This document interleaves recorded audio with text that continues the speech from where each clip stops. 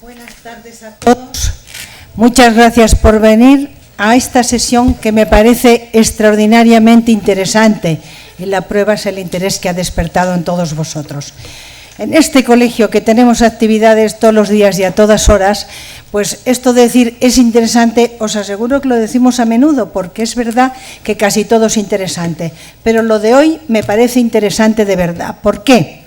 Pues porque hay nueva legislación bastante modificada.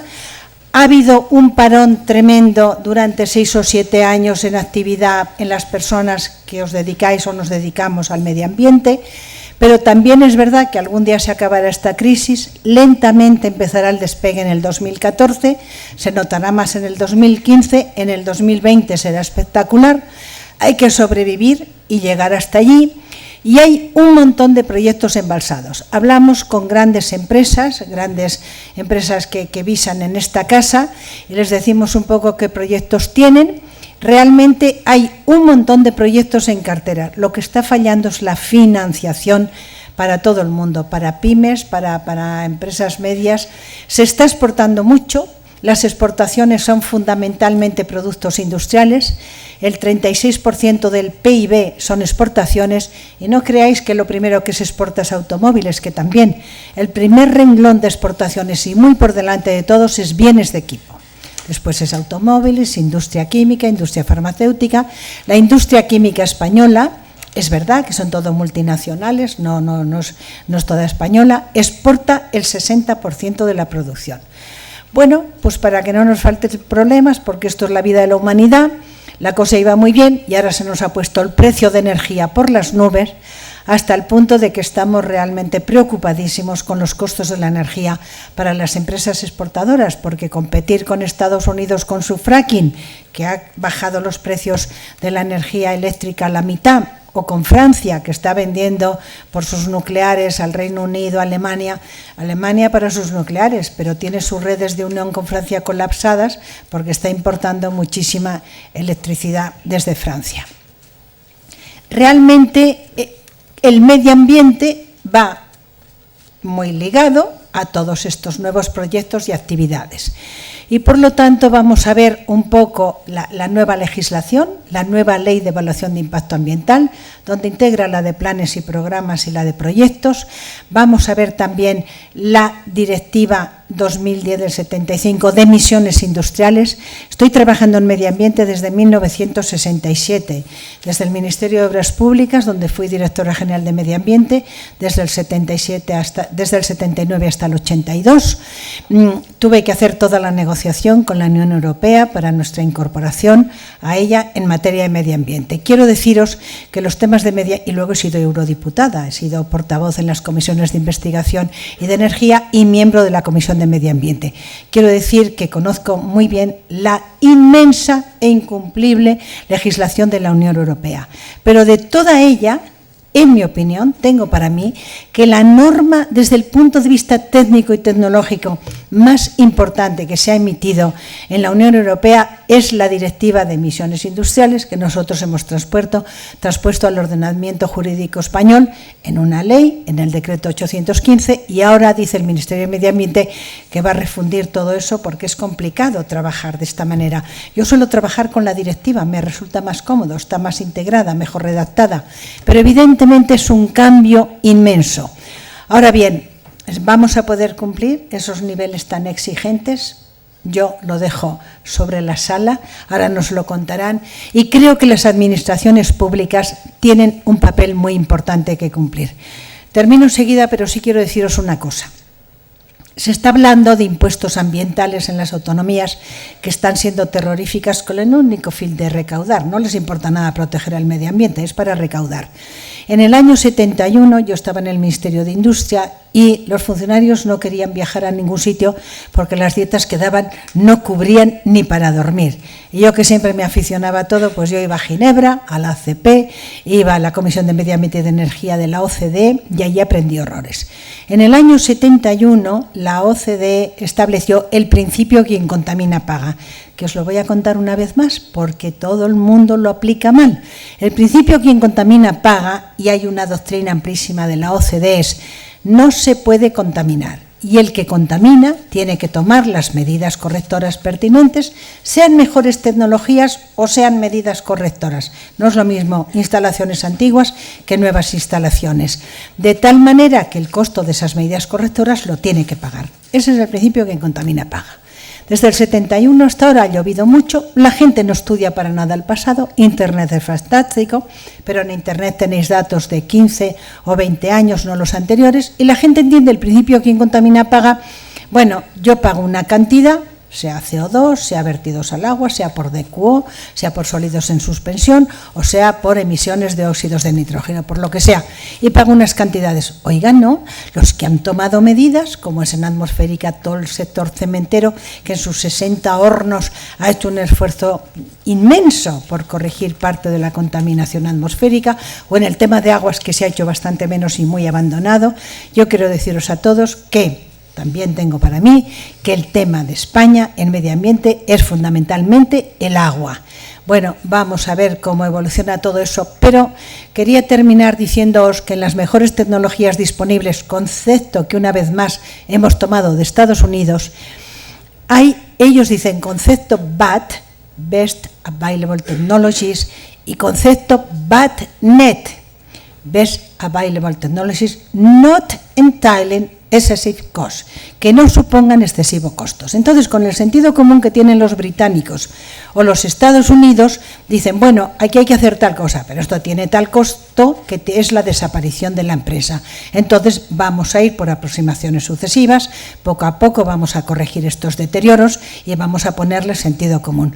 Yo creo que las administraciones públicas también tendrían que actuar de esta manera: mejores técnicas o tecnologías disponibles, pero que no supongan excesivos costos. Entonces, como lo importante es que oigáis a los ponentes de hoy, vamos a empezar, si os parece, con don Manuel Torres Herrera, que nos va a hablar de cómo ha sido la tramitación de la Ley 21 de 9 de diciembre de evaluación de impacto ambiental.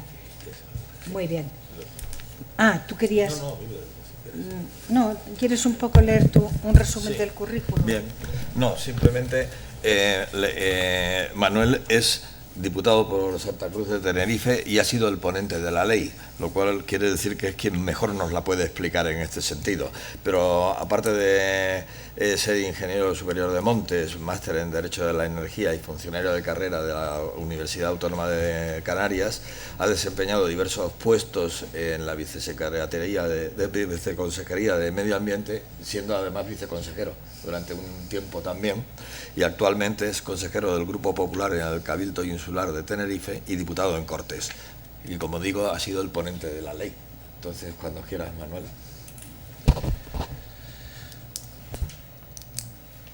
Buenas tardes. Buenas tardes. En primer lugar, me gustaría dar las gracias al Colegio de Ingenieros Industriales por darme la oportunidad de estar aquí con vosotros esta tarde y tratar un poco que reflexionemos sobre esta nueva ley, la Ley 21/2013, la Ley de Evaluación Ambiental, que se aprobó en el Congreso de los Diputados a finales de noviembre del año pasado. Y bueno, ¿qué expectativas tenemos a partir de ahora, ¿no? La ley, como ya digo, fue publicada el 11 de diciembre del año pasado, entró en vigor al día siguiente. Y por tanto, de alguna manera ya entra en funcionamiento, salvo las comunidades autónomas que tienen el plazo de un año para transponerla, ¿no? En muchas ocasiones, tanto por su concepción como por la forma en la que son aplicables, las normas ambientales se convierten en simples declaraciones programáticas que no cumplen la finalidad que recoge la Constitución española de proteger y mejorar la calidad de vida de los ciudadanos. Una declaración de impacto ambiental que se retrasa años es un buen ejemplo de esto y es una auténtica frustración. Una frustración que se produce en muchas ocasiones y que es inadmisible. La morosidad nunca fue sinónimo de mayor protección, aunque sí es un escudo perfecto para encubrir la ineficacia. La evaluación ambiental es una técnica para garantizar que el desarrollo económico respete nuestro entorno. Para ello, las normas que regulan la evaluación ambiental deben ser precisas, estar plenamente coordinadas y proyectar su eficacia sobre las actividades que tienen más impacto en el medio ambiente. Esta ley parte de la experiencia acumulada en los más de 25 años de aplicación en España de la evaluación ambiental. Es verdad que durante este tiempo la evaluación ambiental ha permitido asegurar la sostenibilidad del desarrollo económico, pero también es verdad que se han apreciado importantes disfunciones y numerosas carencias técnicas que hay que corregir sin dilación. Son ejemplos de esta insuficiencia, entre otros, la diversidad de normativas, en ocasiones sin ninguna justificación medioambiental, o la tardanza en la emisión de algunas declaraciones de impacto ambiental. La proliferación injustificada de las leyes y las tramitaciones administrativas con plazos excesivamente largos no facilitan la protección ambiental y además suponen un obstáculo para la actividad económica. Las cifras de expedientes en tramitación de evaluación en España, de evaluación ambiental en España pendiente de resolución, son llamativas. Decía el ministro Arias Cañete en su intervención en el debate de la enmienda a la totalidad en el Congreso de los Diputados, esta cifra la he cogido porque creo que es llamativa, que ahora mismo tenemos en España más de 10.000 expedientes en tramitación en todo el territorio nacional. Las evaluaciones ambientales se dilatan excesivamente en el tiempo, con unos tiempos medios, siendo generosos, de 3 años y medio, en algunos casos bastante más, cuando el plazo que estaba vigente en la ley anterior era 2 años. Estos retrasos no tienen ninguna justificación desde el punto de vista de la prevención ambiental. A esto tenemos que añadir la existencia de abundante y dispar legislación autonómica que lo que ha conseguido ha sido generar inseguridad jurídica y confusión en los ciudadanos. Con este panorama era necesario proceder a reformar la normativa en materia de evaluación ambiental. ¿Qué pretende esta ley? Esta ley tiene 3 objetivos fundamentales. En primer lugar, reforzar la protección ambiental. En segundo lugar, simplificar y agilizar los procedimientos de evaluación. Y en tercer lugar, homogeneizar la legislación en todo el territorio nacional dentro del marco de la Constitución. Por lo que se refiere al primer objetivo, esta ley refuerza sin ninguna duda la protección del medio ambiente y además concentra los esfuerzos en aquellos proyectos que presentan mayores impactos ambientales. Es una ley que se fundamenta en los principios de precaución, acción preventiva y cautelar, corrección y compensación de los impactos sobre el medio ambiente y en el principio de quien contamina paga. La ley consagra como principio el de proporcionalidad entre todos los efectos previstos en el medio ambiente y el tipo de procedimiento de evaluación ambiental que se debe aplicar. Con el objetivo de garantizar la normativa de protección del medio ambiente, la ley también exige un mayor nivel de calidad a los documentos ambientales para que las declaraciones se tomen sobre la base de los mejores criterios técnicos. En segundo lugar, esta ley simplifica y agiliza la evaluación ambiental porque, como señalé antes, los proyectos complejos o poco ágiles no suponen mayor protección ambiental y constituyen un verdadero freno para el desarrollo sostenible. En esta ley se unifican en un solo cuerpo legal las 2 leyes, la Ley 9/2006 de Evaluación Ambiental Estratégica y el Real Decreto Legislativo 1/2008 con su última modificación del 2010 de evaluación de proyectos. Simplifica además los procedimientos de evaluación ambiental estratégica y de evaluación de impacto ambiental de proyectos al emplear un sistema similar para ambos, estableciendo un procedimiento ordinario y otro simplificado, además de homogeneizar su terminología. Por otra parte, esta ley ajusta los tiempos de tramitación. Por ello, la ley establece 4 meses para la evaluación de impacto ambiental ordinaria. La ley establece además como potestativos algunos trámites que antes eran obligatorios, como es el caso de la fase de determinación del alcance del estudio de impacto ambiental, o SCUPI. Esta ley aporta soluciones jurídicas a cuestiones cruciales que las normas vigentes dejaban sin resolver, como son las modificaciones de las condiciones de las declaraciones de impacto ambiental a lo largo de la vida de los proyectos como son la vigencia de las declaraciones e informes ambientales, o como es el requerimiento al superior jerárquico del órgano que no haya emitido informe preceptivo en plazo, y la consiguiente exigencia de responsabilidades, figuras que antes no existían y que motivaban largas dilaciones en la resolución de los expedientes. Esta ley favorece también el uso de las nuevas tecnologías en los proyectos de evaluación ambiental. El tercer objetivo de esta ley es incrementar la seguridad jurídica mediante una legislación homogénea que promueva la unidad y la integración en materia de evaluación ambiental en todo el territorio nacional. Para ello, una parte importante de la ley y de todos los anexos que se incorporan tienen un carácter de legislación básica y, por lo tanto, será aplicable en todo el territorio nacional. Así, se consigue la necesaria homogeneización de la diversidad de procedimientos de evaluación ambiental que existen en España, aunque en atención a la complejidad técnica de la norma, se proporciona a las comunidades autónomas, como decía antes, un plazo de 1 año para que puedan adaptar su normativa a esta ley o para que procedan a hacer una revisión general a esta norma. El establecimiento de unos principios a los que debe someterse la evaluación ambiental y el llamamiento a la cooperación entre el Estado y las comunidades autónomas va a permitir el desarrollo de una legislación homogénea. Por otra parte, se configura la Conferencia Sectorial de Medio Ambiente como el foro privilegiado para la propuesta y debates de las reformas legislativas que deban llevarse a cabo para la adaptación de esta ley. En suma, esta ley incrementa la seguridad jurídica de los promotores, garantizando que estos puedan conocer de antemano cuáles serán las exigencias legales de carácter medioambiental requeridas para la tramitación del correspondiente plan, programa o proyecto. Esta ley también introduce una novedad, como es la obligación de tomar en consideración el cambio climático en los procesos de evaluación ambiental, aunque las directivas comunitarias no obligan a ello.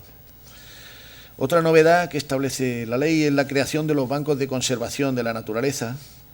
Se trata, en primer lugar, de un mecanismo voluntario y complementario a los utilizados tradicionalmente, que permite compensar, reparar o restaurar las pérdidas netas de valores naturales.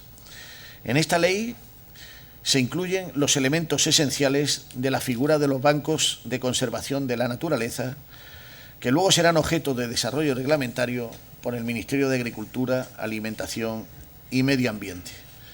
Los créditos generados en estos bancos serán inscritos en un registro oficial dependiente del Ministerio y que podrán ser comercializados en condiciones de libre mercado directamente o a entidades que lo requieran, especialmente en el ámbito de la legislación de evaluación y de responsabilidad ambiental, y también a entidades sin ánimo de lucro y a las propias administraciones públicas.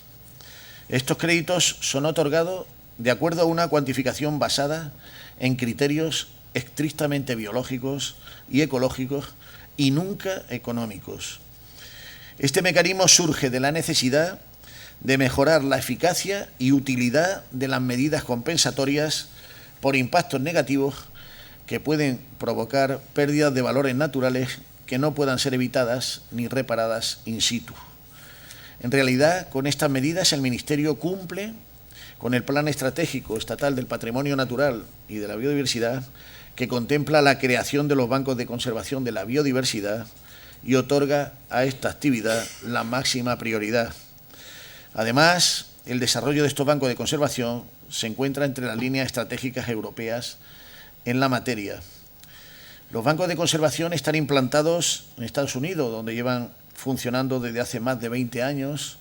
Existe también en países como Canadá, Australia, Alemania, y hay también experiencias piloto en otros países como el Reino Unido, Suecia, Francia, Brasil o Sudáfrica. También esta ley introduce una serie de modificaciones en el régimen sancionador regulado por la Ley del Patrimonio Natural y de la Biodiversidad. Se trata de garantizar que las actividades que generan riesgos para el medio ambiente en los espacios naturales protegidos y en los espacios de la Red Natura 2000 se puedan sancionar. También se tipifican expresamente infracciones como el bunkering mediante el fondeo permanente de buque estanque o los vertidos de materiales para rellenos no permitidos. En resumen, esta ley de evaluación ambiental no solo supone mejorar técnicamente la legislación sobre la materia, sino satisfacer la necesidad ampliamente demandada de que la evaluación ambiental cumpla con eficacia su finalidad.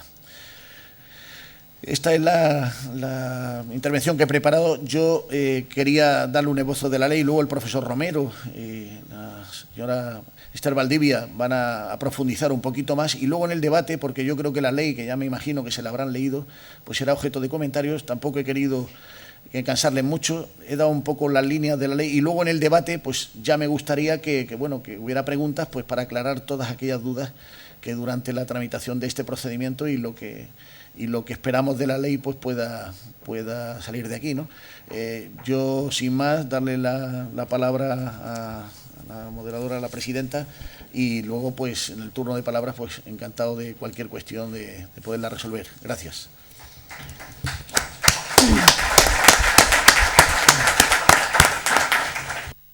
Muchas gracias, Manuel. Tiene razón, luego haremos el debate conjunto, pero yo sí te quería hacer una pregunta para que la gente vaya pensando que dentro del limitado espacio de tiempo que vamos a tener, lo que más le pueda interesar consultarte. Se ha ido modificando la ley anterior varias veces, las 6.000, no sé cuántos, la 9.000, pero se mantenían vivos determinados artículos y contenidos de lo que fue el reglamento de la primera ley. Y todavía ahora me parece que queda vivo alguna parte. Si no es muy largo, ¿nos lo puedes contar o lo dejamos para el debate? Bueno, como quieras. Porque mucha gente se puede olvidar y hay que ir al reglamento, ¿eh? Sí, vamos a ver, hay algunas comunidades que cuestionaban si el momento era oportuno de proceder ahora a modificar la ley.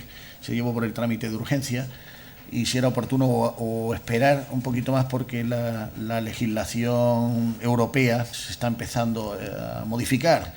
Yo creo que la ley está lo suficiente bien armada, y realmente yo creo que para poderse aplicar, independientemente de lo que pueda salir de ahí, de Europa, es decir, que cuando se apruebe definitivamente la directiva y la tengan que transponer los Estados miembros, yo creo que la ley, con pequeños retoques a través, como comentábamos antes, de la conferencia sectorial, yo creo que puede ser perfectamente compatible y no va a dar lugar a muchas modificaciones de profundo calado, ¿no?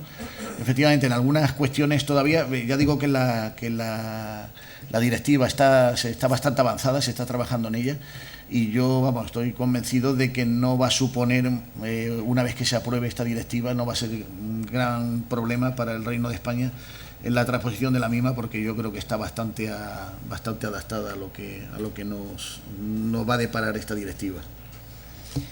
Muy bien, muchas gracias. Pues pasamos a la siguiente intervención, que nos la va a dar don Eladio Romero González, que es profesor de la Escuela Técnica Superior de Ingenieros de Sevilla. Resumes muy breve el currículum y le pasamos la palabra a Eladio.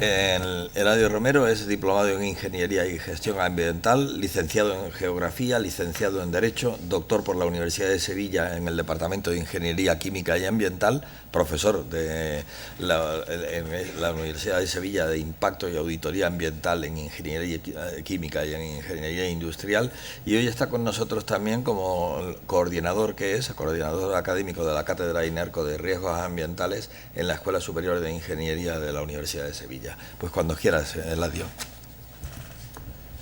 Bien, muchas gracias. Antes que nada, decir que me encuentro en una situación muy comprometida, sobre todo por estar en una mesa al mismo nivel que doña María Teresa Esteban Bolea, la cual tuve el honor, cuando empecé a leer sobre esto de medio ambiente, de leer su libro. La primera edición lo publicó, si no recuerdo mal, la Fundación MAFRE, sobre evaluación de impacto ambiental, y seguro que muchos de ustedes todavía tienen en su biblioteca técnica este libro, que fue el primero y durante mucho tiempo el único al que se podía recurrir como manual de evaluación de impacto ambiental en España, y me consta que en muchos países de Iberoamérica. Más que aquí, me lo temía. Por tanto, para mí es todo un reto el poder dirigirles unas palabras en relación a un tema en el que me encuentro con una persona como María Teresa, pero bueno, me va a disculpar los seguros fallos que voy a tener en la exposición, pero que me tenga como un alumno siempre, que siempre he disfrutado en cosas que son tremendamente ajenas. Yo me acuerdo del CEOTMA, cuando el CEOTMA daba clases en la Facultad de Estomatología en la Complutense de Madrid, y ella iba todas las tardes allí a dar clases, y cada vez que la invitaba, además, la Escuela de Organización Industrial, para explicar la orden ministerial de 18 de octubre de 1976, que además la explicaba como nadie, y que acaban de derogar ahora, ¿eh? Efectivamente, ha estado vigente hasta hace muy poco tiempo, ¿no? Si a eso unimos que tengo a mi presidente, don Vicente, al profesor doctor don Vicente Cortés Galeano aquí presente, al cual le pido la venia para también poderme dirigir, no solo en su condición de presidente, sino en su condición de profesor, pues estoy en una situación tremendamente comprometida. Lógicamente, estar al lado del ilustrísimo señor don Manuel Torre, diputado, ponente de la Ley de Evaluación de Impacto Ambiental, que es el tema en el que, en el marco del conjunto de aspectos ambientales, ha consistido mi carrera profesional desde los diferentes ámbitos disciplinares en los que he tenido oportunidad de trabajar, es decir, desde la geografía, la antropología, la biología, la economía, la ingeniería, pues evidentemente constituye todo un reto. Pero lo voy a intentar. Dicho eso, también me gustaría empezar por la pregunta que hacía doña María Teresa en relación a, como ustedes saben, y doña María Teresa lo ha referido, fue una de las precursoras de la transposición de la Directiva 79 mediante Real Decreto Legislativo 1302/86 de 28 de junio, que consiguió aprobar en 28 días, porque recuerdan que Felipe González marca las pautas el día 1 de junio y el 28 de junio estaba aprobado el Real Decreto Legislativo. No se ha vuelto a aprobar una transposición normativa con esa celeridad jamás. Me consta el papel también decisivo que doña María Teresa tuvo en esa transposición del Real Decreto Legislativo y en la posterior aprobación del reglamento, también vigente hasta hace unos días mediante el Real Decreto 1131/88 que aprobaba el reglamento de evaluación de impacto ambiental y que ha estado arrastrado hasta el Real Decreto Legislativo que aprobaba el texto refundido 1/2008 de evaluación de impacto ambiental y del cual todavía bebe la nueva normativa representada y que hoy aquí nos trae por la nueva Ley 21/2013 de 9 de julio, aprobada en sesión plenaria en el Congreso de los Diputados el día 28 de noviembre y defendida por el ponente, hoy compañero de mesa, don Manuel Torre. Dicho eso, también me gustaría decir como preámbulo y en honor a la casa en la que nos encontramos que antes de ayer Su Majestad el Rey hizo una intervención para el fomento industrial en el sur de Europa. Debo decir que evidentemente es imprescindible una intervención en ese sentido y tratar de trabajar por desdemonizar a la industria en el contexto y en su relación equivocada con el medio ambiente que muchos actores se han esforzado durante muchos años en poner de relevancia en este país en contra precisamente de la industria española. Pero quiero decirles, para la tranquilidad de nuestras generaciones y también para la tranquilidad de las generaciones venideras, que esto no es nuevo. Miren, Rodríguez Campomanes, en el año 1776, escribió un libro, que es este que se ha reproducido este año, que se llama Discurso sobre el fomento de la industria popular. Si ustedes tienen la curiosidad de leer este libro, insisto, escrito por orden de Carlos III, al que luego fue duque de Campomanes, fue el gran escritor, como saben, de la Ilustración, verán cómo es de actual este fomento de la industria en España y que aquí se decía que era la única posibilidad que tenía el reino de superar las tremendas dificultades en la salida de la Ilustración.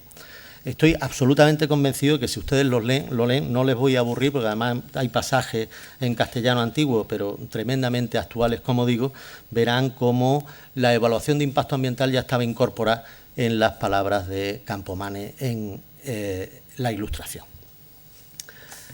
Por tanto, no estamos ante un problema nuevo, lamentablemente, en España, y esperemos que estos 2 siglos y medio que llevamos de recesión industrial en este país seamos capaces de hacerle frente en los próximos años. Bien, estamos, por tanto, en un momento muy significativo de nuestra reciente historia, en el que necesitamos ajustar los pilares del desarrollo sostenible, hasta ahora claramente sesgado, en España especialmente, hacia la dimensión ambiental, dejando alejado el imprescindible desarrollo económico.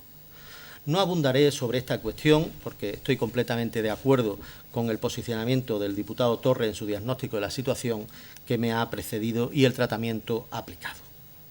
Hablar sobre las repercusiones de esta importante ley, desde luego, no es tarea fácil, especialmente si se pretende abordar desde la necesaria visión interdisciplinar que la evaluación ambiental requiere. Como muchos me habéis oído en alguna ocasión, este asunto exige una visión claramente holística.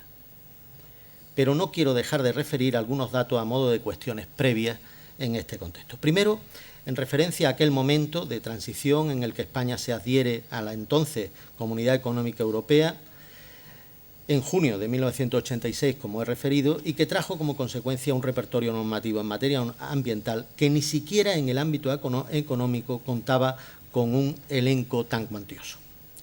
Como saben, la correcta valoración del daño ambiental, potencial o real, nos sitúa ante una de las mayores dificultades a las que se debe hacer frente en el contexto de la ingeniería ambiental y muy especialmente en la evaluación de impacto ambiental. Evaluar el daño potencial de una instalación, obra o actividad representa una exigencia contenida expresamente en la normativa de aplicación representada por la Directiva 2011/92 relativa a la evaluación de las repercusiones de proyectos públicos y privados sobre el medio ambiente y ahora en España con la recién aprobada Ley 21/2013. Se afirma en estas normas que los estudios ambientales aplicables en cada caso deberán identificar, describir y valorar los efectos previsibles que la realización de la actuación puede producir sobre el medio ambiente y que la evaluación de impacto ambiental debe suponer un análisis predictivo destinado a valorar los efectos directos e indirectos sobre el medio ambiente. Aunque no nos trae hoy aquí motivo para opinar sobre el grado de cumplimiento de estas previsiones normativas, sí quiero expresar mi opinión sobre su notable ineficacia y desconsideración muy generalizada en España, lo que ha dado origen a la pérdida de numerosas inversiones industriales o deslocalización de las mismas. Sí es importante referir que para valorar es preciso conocer. A este respecto, el estudio del medio se erige como fundamental.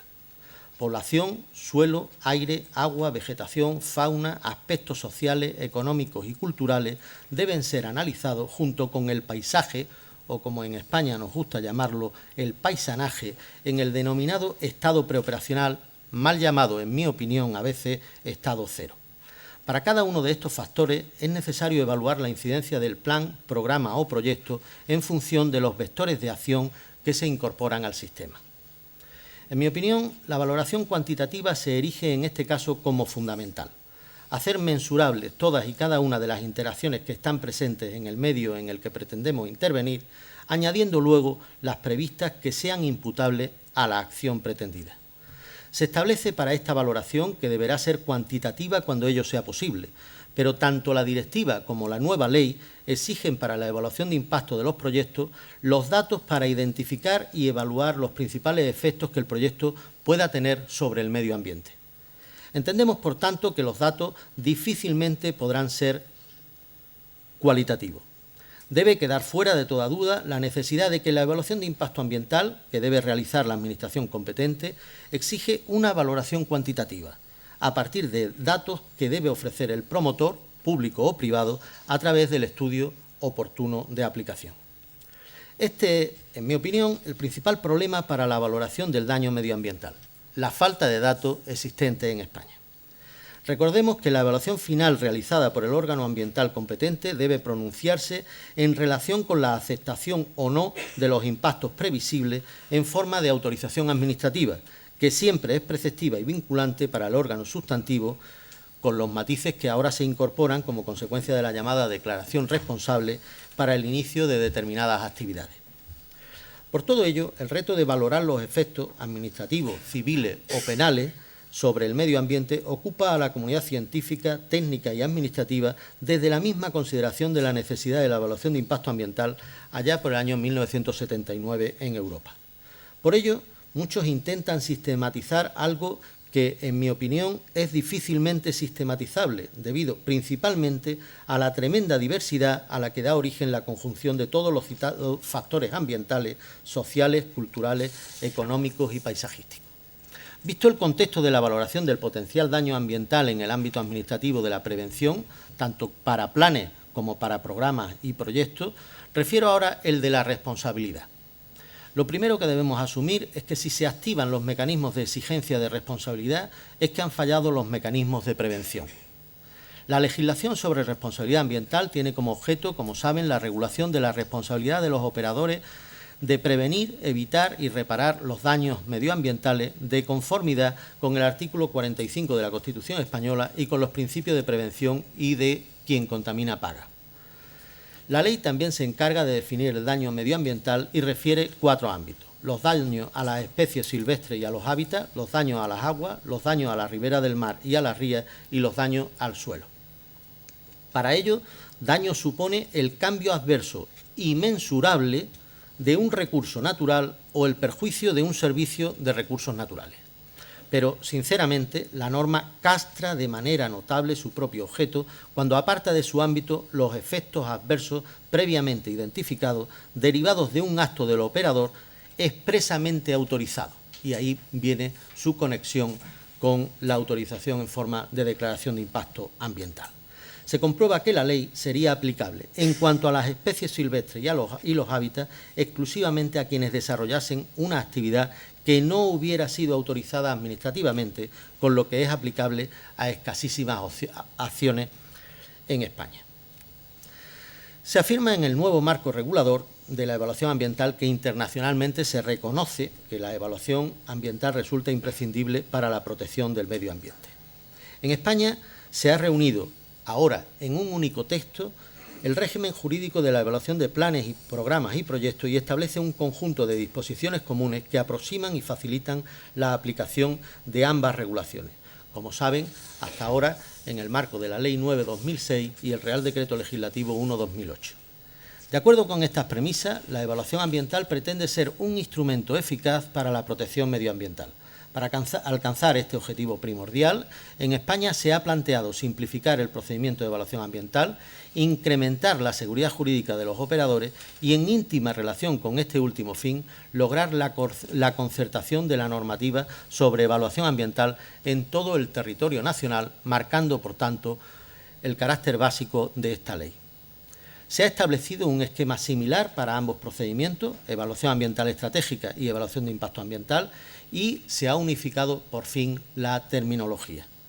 El nuevo marco jurídico pretende incrementar la seguridad jurídica de los promotores, en tanto que la intención de la nueva ley es permitir a los promotores conocer de antemano cuáles serán las exigencias legales de carácter medioambiental requeridas para la tramitación de un plan, un programa o un proyecto con independencia del lugar donde el promotor pretenda desarrollarlo. Se espera que la existencia de un marco jurídico común con las especificidades estrictamente necesarias en cada comunidad autónoma evitará procesos de deslocalización como los que ha sufrido España, principalmente a partir de la eclosión de las diferentes normas autonómicas en la materia. Con todo, la regulación básica estatal y la autonómica de desarrollo deben asegurar, por imperativo del artículo 45 de la Constitución, la protección y la preservación del medio ambiente, para lo cual un marco básico y común era absolutamente indispensable. La falta de emisión de la declaración ambiental estratégica constituye una novedad de enorme trascendencia, también del informe ambiental estratégico, de la declaración de impacto ambiental o del informe de impacto ambiental. Siempre que no se produzca en los plazos legalmente establecidos, en ningún caso podrá entenderse que equivale a una evaluación ambiental favorable, con lo cual seguimos incurriendo en silencio negativo. Los pronunciamientos ambientales, es decir, la declaración ambiental estratégica, el informe ambiental estratégico, la declaración de impacto ambiental y el informe de impacto ambiental, por cierto, que lo hace equivalente en cuanto al término al estudio aplicable y a la resolución administrativa, lo cual puede dar origen a confusiones importantes, tienen la naturaleza jurídica de informe preceptivo y determinante. Este carácter determinante de los pronunciamientos ambientales se manifiesta en una doble vertiente, una formal y una material. La más importante, desde el punto de vista formal o procedimental, es que el carácter determinante de los pronunciamientos ambientales implica que no es posible continuar con la tramitación del procedimiento sustantivo en tanto éste no se evacúe. Esta fue una diferenciación jurídica que originó un debate intenso en la tramitación de la ley, en tanto que no requiere el posicionamiento del órgano sustantivo finalista mediante una resolución administrativa, en tanto que no puede continuar el procedimiento sustantivo si el pronunciamiento ambiental se aborta en una de estas fases.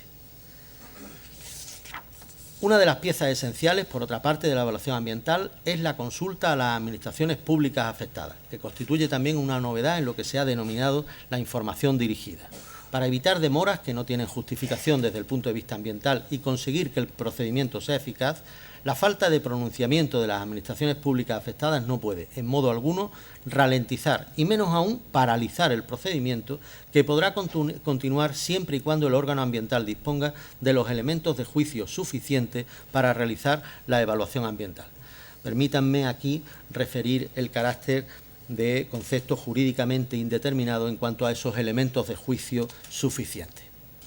Otro problema que se pretende resolver, en el caso de que las administraciones públicas afectadas no emitieran sus informes o si estos no resultaran suficientes en el nuevo marco, se prevé que el órgano ambiental requiera al titular del órgano jerárquicamente superior de aquel que tendría que emitir el informe para que lo haga en un plazo determinado. Saben que aquí es donde están atascados muchos de esos 10.000 expedientes pendientes de resolución por parte de un órgano coambiental o cosustantivo. Por lo que respecta a los plazos máximos, se han establecido una serie de plazos que, claro, están sujetos a la Ley de Procedimiento Administrativo en cuanto a la paralización del procedimiento, tal y como venía siendo hasta ahora. Sobre la relación entre la evaluación ambiental estratégica y la de evaluación de impacto ambiental, debe señalarse que, de conformidad con las directivas comunitarias, la primera no excluye a la segunda. Igualmente, se mantiene la relación entre la evaluación de impacto ambiental y la autorización ambiental integrada, aspectos que nos desarrollarán en la siguiente ponencia, ya que esta regulación está contenida en la Ley 16/2002 y no se ve modificada por el nuevo marco de evaluación de impacto ambiental. También, y voy terminando, se regula un nuevo aspecto que incluye la exigencia de que los documentos técnicos que presenten los promotores durante la evaluación ambiental sean realizados por personas que posean la capacidad técnica suficiente, otro concepto jurídicamente indeterminado, lo que pretende mantener un elevado nivel de calidad técnica de dichos documentos.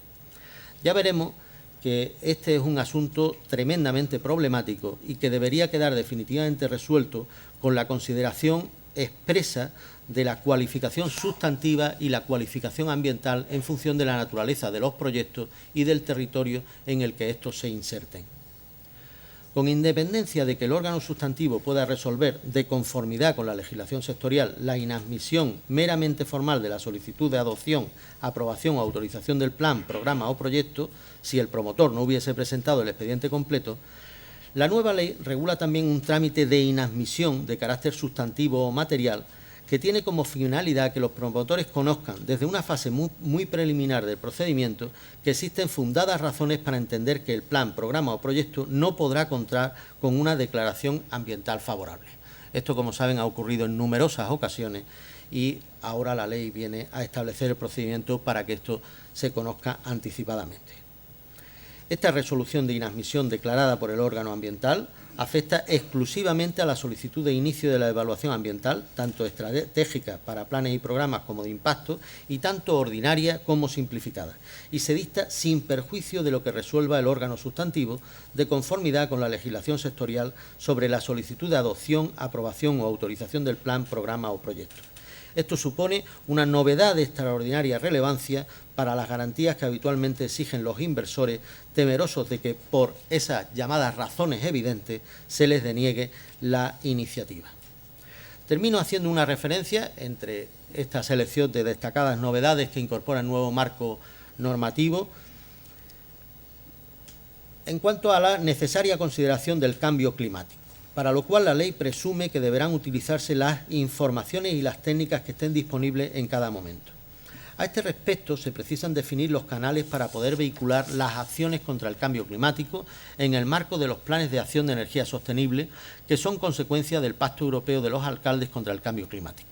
Se debe abordar también a este respecto la posibilidad de considerar esta vía a los efectos de medidas compensatorias para determinados impactos ambientales, tal y como se ha hecho con los bancos de naturaleza.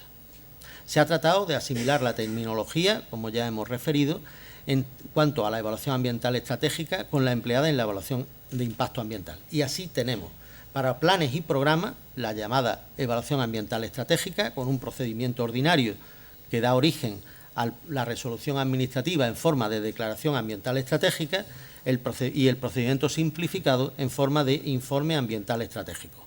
Mientras, para proyectos, tendremos la evaluación de impacto ambiental, igualmente en procedimiento ordinario y en procedimiento simplificado, siendo la declaración de impacto ambiental y el informe de impacto ambiental las resoluciones administrativas que proceden respectivamente. La determinación del alcance del estudio de impacto ambiental tendrá carácter voluntario para el promotor, aunque, como ustedes acertarán a suponer, va a ser una técnica tremendamente utilizada.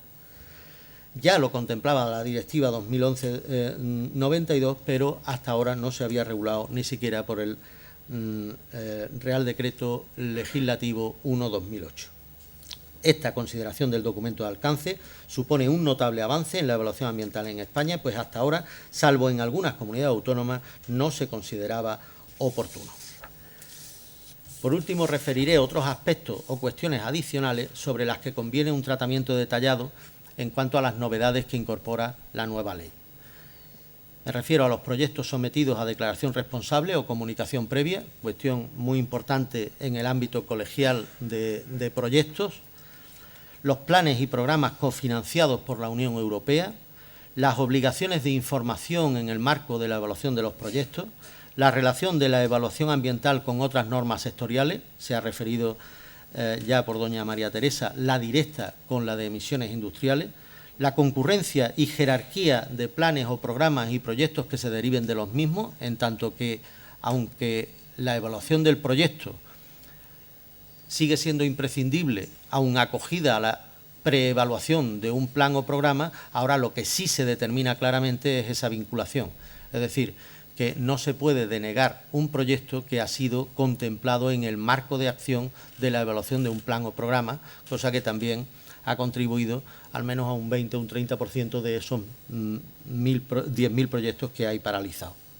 Las infraestructuras de titularidad estatal, es decir, las infraestructuras públicas, se regulan especialmente. Un tema de enorme trascendencia, ya referido también por el diputado Torres, la evaluación ambiental de los proyectos que puedan afectar a espacios de la Red Natura 2000, recientemente ampliada para el caso de España, como conocen. Los bancos de conservación de la naturaleza, una herramienta de una extraordinaria utilidad en la evaluación ambiental de proyectos, sin duda, y que otros países han sabido articular mucho antes que nosotros. Felizmente ya tenemos esa herramienta para compensar impactos allí donde las MTD no son capaces de satisfacer o complacer toda la compensación que se precisa. El certificado de no afección a la Red Natura 2000, que se regula, por fin, y que antes quedaba un poco al amparo de los promotores y que generaba una enorme controversia entre las administraciones ambientales competentes territoriales en España. Se regula el tema de las operaciones periódicas, otro aspecto que estaba deslavazado y en cada comunidad autónoma se estaba interpretando de una manera distinta y originaba tremenda controversia e inseguridad jurídica. Y, por último, la acumulación de procedimientos de evaluación de impacto ambiental en proyectos que pueden considerarse con efecto acumulativo o sinérgico. Quedo también a disposición para el turno de ruegos, preguntas, consultas, etcétera, etcétera. Muchas gracias.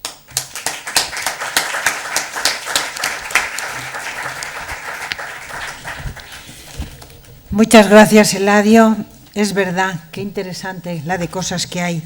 Yo sí que quiero decir que las administraciones públicas, lo que estéis aquí, que agilicéis un poco el trabajo, porque cuando uno dice, la ley anterior daba 2 plazos, 2 años de plazo, ahora son unos meses. Yo empecé a trabajar en estas cosas en 1976, en el CIDCA. ¿Te acuerdas que ya había publicaciones que las hicimos sobre todo para América? No necesitamos 2 años, ni 4 años, ni 3 años. Lo que hace falta son unos criterios claros. Y entonces a mí me parece que esta ley supone responsabilidades muy importantes para las administraciones públicas, pero eso lo vamos a ver después. Pasamos a la última intervención a cargo de Esther Valdivia, que ella es ingeniera industrial, directora de División de Medio Ambiente de INERCO. Tú nos das unas pinceladas de lo que ha hecho Esther. Esther es prácticamente de la casa. Nos visita por lo menos una vez al año y aparte de ello estamos en contacto por otra serie de cosas. Es ingeniera industrial por la Escuela de Ingenieros Superiores Industriales de Sevilla, diplomada en Ingeniería y Gestión Medioambiental en la Escuela de Organización Industrial, otra serie de programas sobre dirección de empresas, etcétera, y es directora de la División de Medio Ambiente de INERCO, Ingeniería, Tecnología y Consultoría. Lleva más de 16 años de experiencia en consultoría en los temas de medio ambiente, en concreto en gestiones de obtención de permisos, autorizaciones ambientales, etcétera, para instalaciones industriales. Me refiero a centrales térmicas, refinerías, petroquímicas, químicas, cementeras, metalúrgicas, y fundamentalmente en estos temas de evaluación de impacto ambiental, aparte de ser miembro de la Asociación Española de Evaluación de Impacto Ambiental. Es coordinadora de la Línea Estratégica de Calidad del Aire y Cambio Climático y nos encontramos habitualmente en los Consejos Nacionales de Medio Ambiente, que además reúne en esta sala normalmente, dirigiendo el grupo de trabajo sobre gases de efecto invernadero y también participando en el Congreso a través del grupo de IPPC y de suelos contaminados y esto.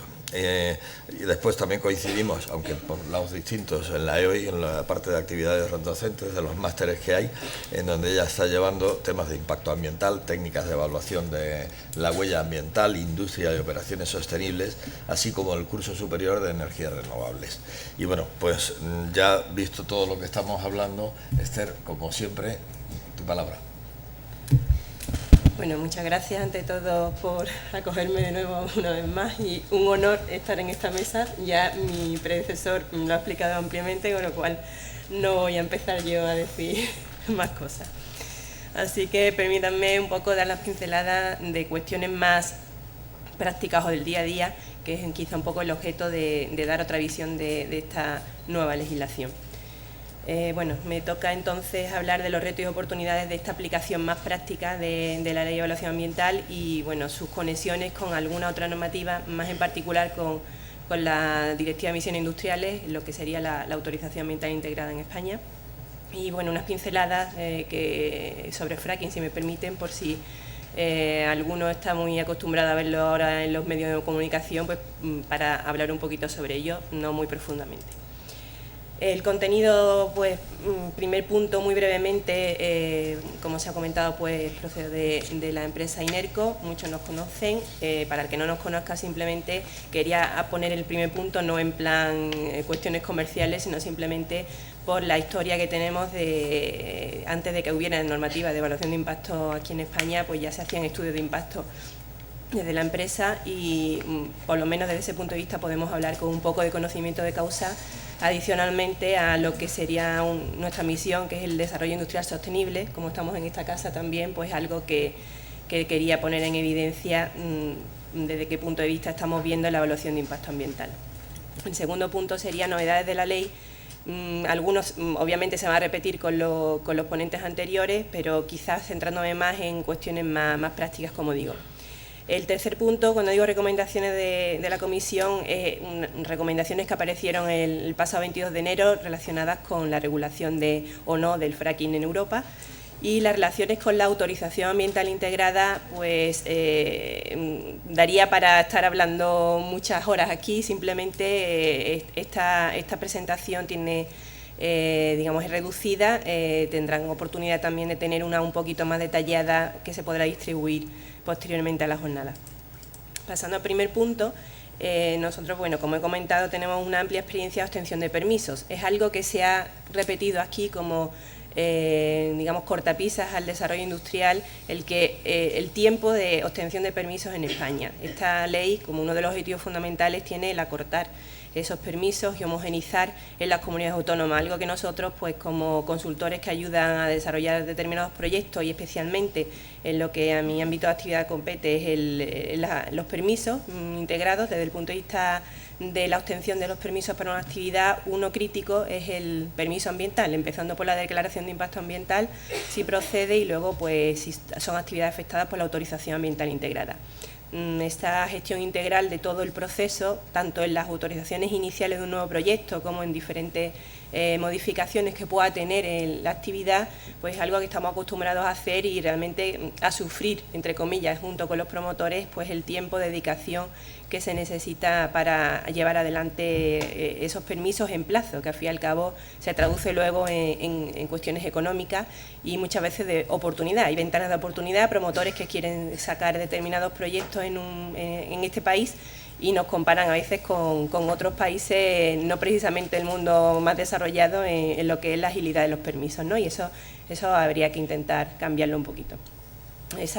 Lo conecto un poco con una de las cuestiones que se han comentado antes sobre la garantía de la capacidad técnica y responsabilidad de los autores de los estudios y documentos, ¿no? Digamos que las dos cosas acompañan, pero no quizá es lo fundamental en lo que es la lentitud de los permisos hasta la fecha. Cuestiones que hemos hecho relacionados con autorizaciones y estudios ambientales serían guías de impacto ambiental de líneas eléctricas, gasoductos, aeropuertos. No los voy a ahondar más en esto. Simplemente era la pincelada del primer punto para por lo menos expresar que dentro de que me encuentro un poco en inferioridad en la mesa, pero por lo menos para que sepan que sabemos de lo que estábamos hablando. En cuanto a las novedades, a destacar algunas que ya se han comentado, unificar en una sola norma lo que son las dos legislaciones, por una parte la de planes y programas y por otra parte la de evaluación de proyectos. Yo quizás me voy a centrar más en la parte de proyectos en la exposición. Tanto el procedimiento ordinario como simplificado y homogenizar en todo el territorio nacional, dando la oportunidad de que se vea desde el mismo punto de vista en todas las comunidades autónomas. Hay un plazo bastante justo, de aquí al 12 de diciembre del 2014 es el plazo que da la legislación para que, digamos, las comunidades autónomas adapten su normativa o se acoja a esta tal cual, y durante ese tiempo también pueden acogerse directamente. Si no se hace nada, pues se entiende que esta será la normativa aplicable.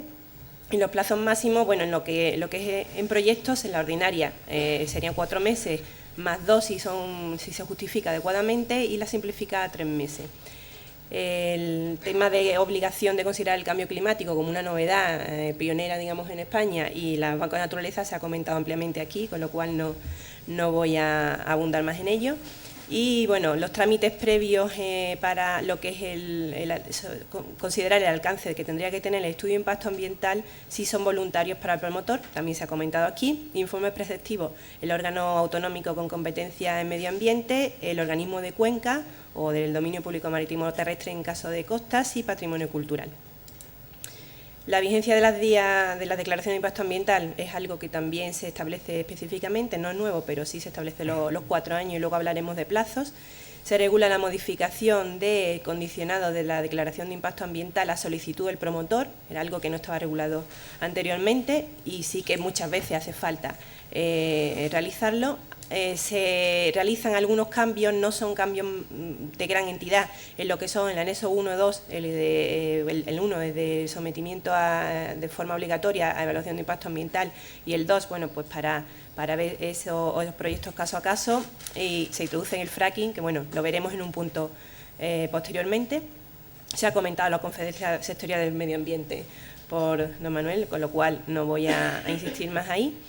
La evaluación estratégica de un plano o programa no excluye la evaluación de impacto ambiental de los proyectos que se deriven, es la otra cara de la moneda de lo que se ha comentado antes, que en el caso de que se realice la evaluación ambiental de un plan donde estén incluidos ya determinados proyectos que no se han desarrollado hasta que el propio proyecto pues se piensa realizar, pues es la otra cara de la moneda aquí, ¿no? confidencialidad es algo que se trata específicamente en un punto en la legislación, no es la primera vez que se trata en la normativa ambiental, pero bueno, es algo que aparece en un articulado. La capacidad técnica y responsabilidad del autor de los estudios ambientales, teniendo en cuenta lo que he comentado anteriormente, y también hay un apartado específico relacionado, bueno, pues con las operaciones periódicas y su consideración de si se realizan con una periodicidad de menos de un año y durante no más de 4 años. Una cosa específica, pero para aquellos promotores que le puedan afectar, pues es interesante que aparezca. Los trámites de evaluación de impacto ambiental ordinaria, bueno, es bastante extenso y un poquito tedioso. Simplemente abundar más en el carácter previo, que en el caso del promotor, aunque a base de repetir, pues para que se nos quede la idea, podrá solicitar, digamos que es voluntario, que el órgano ambiental elabore el documento de alcance de estudio de impacto ambiental. Lo que no hemos comentado hasta ahora es que el plazo para realizarlo son 3 meses, tiene implicaciones en los plazos en cuanto al carácter voluntario o no. Hay que ver en cada caso qué es lo que más conviene al promotor, dependiendo de la urgencia que tenga en obtener los permisos. Y el órgano sustantivo, ya esto de forma obligatoria, pues realizará la información pública y las consultas a las administraciones y personas interesadas, y hay unas definiciones de qué se entiende por persona interesada. Evaluación de impacto ambiental ordinaria, el plazo se ha comentado, 4 meses, con 2 meses de posibilidad de prórroga si se justifica. Solicitud de inicio, el análisis técnico del expediente de impacto ambiental y la declaración de impacto ambiental serían los 3 grandes bloques de ese procedimiento ya una vez empezado la evaluación de impacto ambiental después de la parte previa.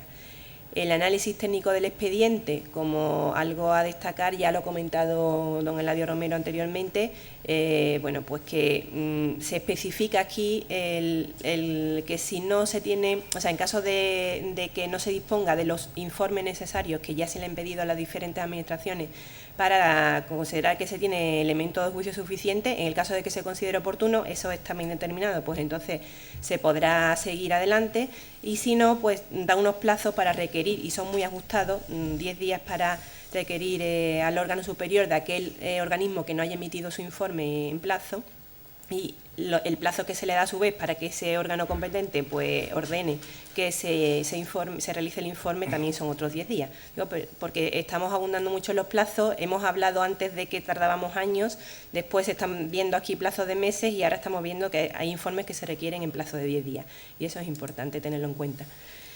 En cuanto a los plazos, que lo he dejado todo un poco para esta transparencia, posibilidad de abordar voluntariamente la evaluación de impacto de proyectos del anexo 2, hay que tenerlo en cuenta frente al hacer la consulta y posterior evaluación de impacto ambiental, que en este caso pues serían plazos más alargados, ¿no? Hay que ver si me voy directamente a no esperar los plazos que hemos comentado de 3 meses como plazo máximo, para directamente, si creo que voy a hacer el estudio en un plazo menor, pues puedo jugar ahí un poco con los tiempos.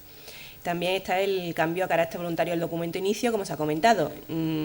Esto es como todo, preferible si es un proyecto que en algún momento novedoso o en un sitio donde no tienes claro alguna parte del alcance del estudio de impacto ambiental, aunque está perfectamente regulado, pero hay algo que no se tiene claro, pues obviamente mejor consultar exactamente cuál es el contenido que se va a tener que presentar y no jugártela, pero eso va con los 3 meses de plazo que hemos dicho, que es de carácter voluntario, ¿no?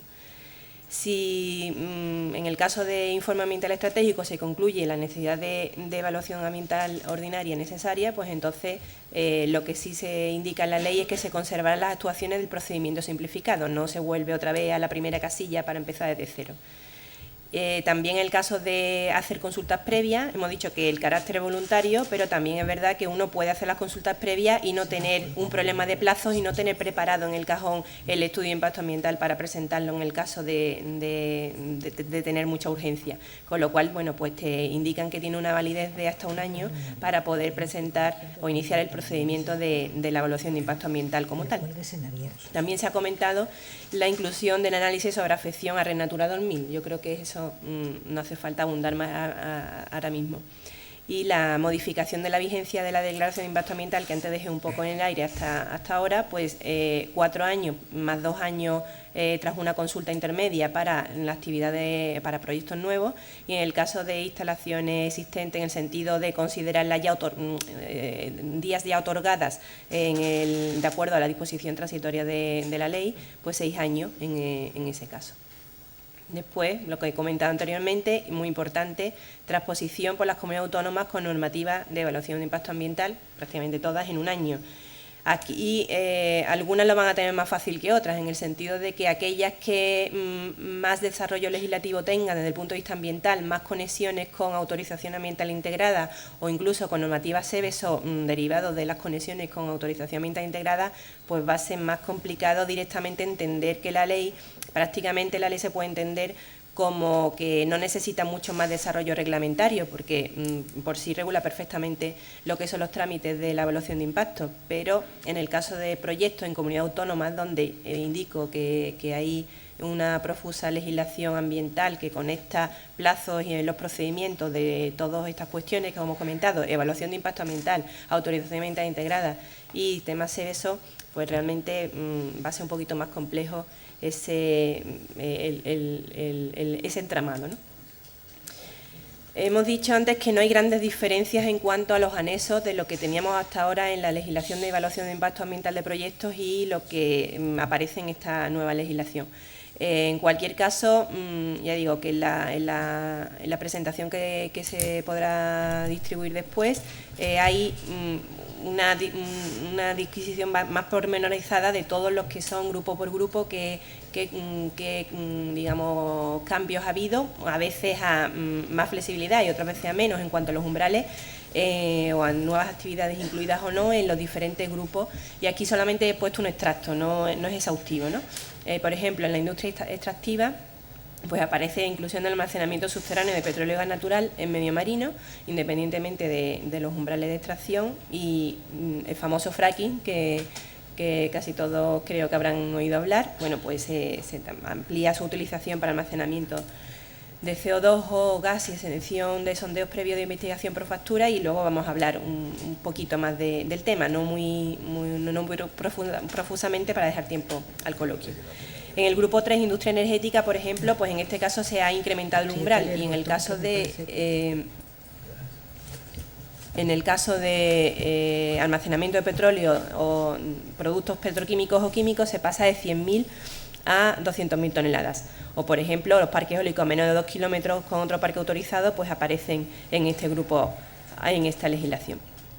En la industria siderúrgica y mineral hay algunos cambios más que este, pero, por ejemplo, se incluye la producción de óxido de magnesio cuando la producción es mayor de 50 toneladas al día, o en la industria química, petroquímica, textil y papelera, en ese grupo en concreto, se incluye el concepto de transformación biológica a escala industrial, no solo el concepto de transformación química, y se elimina el carácter básico en la fabricación de productos químicos, orgánicos e inorgánicos y la producción farmacéutica. Este, que parece un matiz, en la práctica puede suponer pues que estamos ampliando las actividades incluidas en este epígrafe. En el caso de proyectos de infraestructuras, por ejemplo, en caso de zonas portuarias, zona 1 dentro de los puertos, pues se eliminan muelles y carga y descarga y puertos exteriores ubicados en zona 1. Bueno, es algo que afecta muy específicamente a puertos, pero tenemos muchísimos puertos en este país. Pasamos ahora a lo que sería una visión muy por encima de esas recomendaciones que daba la comisión hace unos días. Bueno, en cuanto a noticias de fracturación hidráulica, bueno, realmente hemos hecho una jornada hace poco en Sevilla, y esto ya, algunas cosas hemos comentado antes que se estaban quedando casi obsoletas, porque lo de que el Gobierno recurriera al Constitucional, la ley de Cantabria contra el fracking, pues había noticias de hoy de que básicamente ya no es un futurible, ¿no? Es algo que está pasando ya. En el caso de Bruselas, bueno, pues renunciaron a regular el gas de fracking, y en ese aspecto la legislación que nos compete hoy comentar, pues es algo que es un adelanto, digamos, por parte de España de algo que no ha llegado a regular Bruselas. Da unas simples recomendaciones y unos plazos, pero realmente España ha ido un paso más allá en ese sentido con el fracking. Y bueno, aquí hay una foto de actividades ya en operación en el Reino Unido, y por supuesto toda la experiencia que se tiene ahora mismo, digamos, más desarrollada en el mundo está en Estados Unidos. Esta recomendación de la comisión, como indico, del día 22 de enero, solo destaco algunas cuestiones. También se va a distribuir, de todas maneras se la pueden descargar obviamente de internet. Las definiciones, me parece que para saber de lo que estamos hablando, ya que estamos en el Colegio de Ingenieros, fracturación hidráulica de alto volumen es inyección en un pozo de 1000 metros cúbicos o más de agua por fase de fracturación o de 10.000 metros cúbicos o más de agua durante todo el proceso de fracturación. Y la definición de instalación es que incluye cualquier estructura subterránea asociada diseñada para la exploración o producción de hidrocarburos utilizando la fracturación hidráulica de alto volumen. Más que nada para que tengamos claro las definiciones cuando se comenten estos temas, ¿no? En la propia recomendación hablaba un poco del contexto general de por qué se sacaba esa recomendación en la comisión, ¿no? Por una parte, bueno, simplemente comentar, aunque muchos de ustedes ya lo sabrán, pero hay un poco de todo en la sala, que el gas natural no la diferencia en cuanto al fracking, o sea, muchas veces se escucha, sobre todo en términos periodísticos, gas natural no convencional, o lo que realmente es no convencional es la técnica, pero realmente el gas natural es el mismo que conocemos de toda la vida. Lo único que pasa es que en vez de estar atrapado en yacimientos subterráneos, llegas a la bolsa y extraes el gas, pues en este caso, en términos muy coloquiales, pues llegas a tener que fracturar la roca para extraer ese gas de una forma un poco más complicada y que hasta hace muy poco pues no era técnicamente rentable. No es que se haya descubierto hace 2 días, ¿no? En la Unión Europea, como indico, la experiencia es menor y los que tienen más experiencia ahora mismo es Estados Unidos. O sea, la tecnología está desarrollada y se está cambiando un poco el flujo energético mundial y desde luego favoreciendo mucho la bajada de precios en Estados Unidos. No es lo mismo Estados Unidos que Europa, ni es motivo de esta sesión el abundar más en eso. Lo que sí es verdad es que en cualquier caso es preciso evaluar, mitigar y estudiar, digamos, los posibles riesgos que pueda tener esta tecnología desde el punto de vista ambiental y de no solo un pozo el que normalmente en el caso de que se decida explorar, se encuentre la posibilidad de hacer la explotación. Normalmente no es un solo pozo, van asociados varios y en la fase inicial pues tiene una repercusión en lo que es el terreno, ¿no? La gran cantidad de hectáreas que se necesitan y el posible impacto acumulativo que hay que analizarlo. La legislación, como indico, de la Unión Europea en medio ambiente, como es anterior a la aparición de esta técnica, pues realmente hemos sido el primer país que ha decidido regularlo y la Unión Europea todavía está con las recomendaciones y pensándoselo. Y bueno, indicarles que en ese sentido volver a insistir que somos pioneros en esa regulación. En cuanto, digamos, en Europa. En cuanto a la recomendación en concreto, por irme directamente al final, pues lo que indica es que se planifiquen los proyectos, evaluar esos posibles efectos acumulativos, previamente autorizarlos, lógico, evaluar esos impactos y riesgos ambientales que pueda tener. En cuanto a impactos, bueno, pues aparte de la parte técnica en sí, de que el pozo tiene que tener determinadas características, y bueno, los principales impactos en la calidad de agua en cuanto a la propia exploración en sí, las posibles emisiones al aire y las cuestiones relacionadas con el suelo, con la ocupación de suelo antes de comenzar las operaciones. Se tiene que controlar las emisiones atmosféricas, emisiones fugitivas, incluidas gases de efecto invernadero, y se propone la captura de esos gases. Informar, por supuesto, a la población acerca de las sustancias químicas necesarias para favorecer esa técnica de fracturación utilizada en cada pozo. Realmente la concentración es pequeña, pero sí hay mucha cantidad de agua que se utiliza. Hay por ahí también, de todas maneras, estadísticas o comparativas de cuántos son los metros cúbicos necesarios de agua para esta técnica, y realmente es mucho menor en valor absoluto que lo que serían técnicas que nadie pone en duda respecto a cuestiones de agricultura y demás.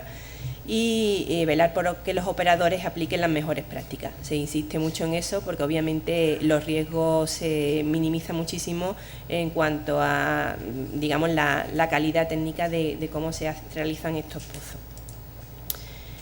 En cuanto al último punto antes del coloquio, relaciones con la autorización ambiental integrada, bueno, por una parte, empezar por los artículos que en la ley 21-2013 se menciona realmente específicamente esa relación. Por una parte, el artículo 14, relación entre la evaluación de impacto ambiental y autorización ambiental integrada. Ahí indica que las comunidades autónomas dispondrán lo necesario para incluir las actuaciones en materia de evaluación de impacto ambiental, cuando así sea exigible, en el procedimiento de otorgamiento y modificación de la autorización ambiental integrada. Eso, como he indicado antes, es más fácil en algunas comunidades autónomas que en otras, ¿no? Y el artículo 36, que habla de información pública, pues cuando sean proyectos que el órgano sustantivo sea algún órgano del Estado, pues entonces la autorización ambiental, y que además también requieran una autorización ambiental integrada, la información pública la realizará el órgano sustantivo. Así no hay confusión ni lugar a dudas. Hemos hablado antes de lo que sería la directiva en sí, ¿no? La Directiva de Emisiones Industriales y el Real Decreto de Desarrollo de 815/2013. Aquí, bueno, unas pinceladas, no son las únicas cuestiones, pero quizás he querido resaltar las principales que veo. Criterio desigual en la actualidad en cuanto a la aplicación en las comunidades autónomas frente a la autorización ambiental integrada. Muchos de ustedes sabrán que sí que hay un plazo que cumplía el 7 de enero de 2014 para actualizar la autorización ambiental integrada. La mayoría de las cuestiones a actualizar realmente eran más documentales que otra cosa, sino quizás la que está dando más quebradero de cabeza es el informe base de suelo. Entonces, bueno, en algunos casos hay modificaciones de ahí completa, incluyendo modificación de valores límite de emisión, y eso sí es muy desigual, digamos, por sectores o por comunidad autónoma, respecto a algunas que básicamente es de oficio, la dejo igual, no cambio ningún valor límite de emisión, no tengo en cuenta ahora mismo ningún cambio mayor, entre otras cosas por los plazos y porque además los documentos de referencia BREF, lo que son las conclusiones, pues hay plazos de 4 años aproximadamente para ir modificando en cada sector, y muchos de ellos todavía no se han revisado desde el punto de vista de tener las conclusiones de MTD. Y en estas cuestiones pues hay desigualdades evidentes entre algunas comunidades autónomas. También hay algunas que están aplicando o limitando los arranques y paradas, sobre todo en grandes instalaciones de combustión, y sobre quizás la que por igual está digamos, llevando más tiempo en decisión y en realización de estudios ahora mismo es el informe base de suelo, frente a, digamos, el criterio de diferenciación que puede ser el lo hago porque estoy dando un cumplimiento a una actualización que necesito de la autorización ambiental integrada derivada de la Directiva de Emisiones Industriales, o si lo estoy haciendo además viendo las implicaciones del Real Decreto de Suelo. Por otra parte, los plazos, ¿no? Hemos comentado, 7 de enero de 2014, la mayoría de las comunidades autónomas no han tenido capacidad ahora mismo para poder cumplir ese plazo, con lo cual, bueno, se está intentando. Sí se han recibido la mayoría de los expedientes se han recibido en las administraciones para poder actualizar las autorizaciones, y precisamente algunas de ellas por el no haber recibido el informe base de suelos en cuanto a no solo el informe preliminar de situación, que ya se tenía desde febrero de 2007 por la normativa de suelo, sino por hacer ahora investigaciones de suelo, pues eso está paralizando, digamos, el no sacar la actualización de la autorización ambiental integrada hasta que se tenga eso resuelto. También tenemos nuevos entrantes, a efectos de la Directiva de Emisiones Industriales, que no es el objeto ahora mismo de hoy, pero para que no lo perdamos de vista. En ese caso, la solicitud de autorización ambiental integrada conlleva en algunas comunidades autónomas que se presente junto con el estudio de impacto ambiental, y bueno, son actividades existentes, un poco choca con lo que uno entiende por evaluación de impacto ambiental de un proyecto, porque en este caso pues la instalación ya sería existente. Y las implicaciones, como se ha comentado anteriormente en esta mesa, de los nuevos BREF con la adaptación a las MTD y lo que puede conllevar nuevos valores límite de emisión, que para determinados sectores pues hay que tenerlo muy en cuenta y tener una previsión con suficiente anticipación, porque puede, para algunos sectores, digo, no todos, implicar consideraciones importantes en cuanto a inversiones para poder adaptar la tecnología. Realmente el valor límite de emisión no te puede obligar a tener una tecnología adecuada, pero el rango sí que te estrecha bastante qué tecnología puedes tener en algunos casos, y hay que estudiarlo con suficiente anticipación. Y bueno, por remarcar también novedades en criterios de cambio no sustancial de cara a la autorización ambiental integrada y la relación con la evaluación de impacto ambiental, en doble sentido. Por una parte, bueno, hay un aumento en la restricción en cuanto a los criterios de cambio no sustancial de las autorizaciones ambientales integradas. Este no es el único, el que destaco aquí quizás es el que puede llamar más la atención en actividades afectadas desde el punto de vista de accidentes graves o severos, porque, de acuerdo a el Real Decreto 815/2013, se puede conducir a la realización de estudios de impacto ambiental si la modificación se considera sustancial y las comunidades autónomas donde se produce esa modificación en esa instalación tiene una integración entre la evaluación de impacto ambiental y la autorización ambiental integrada.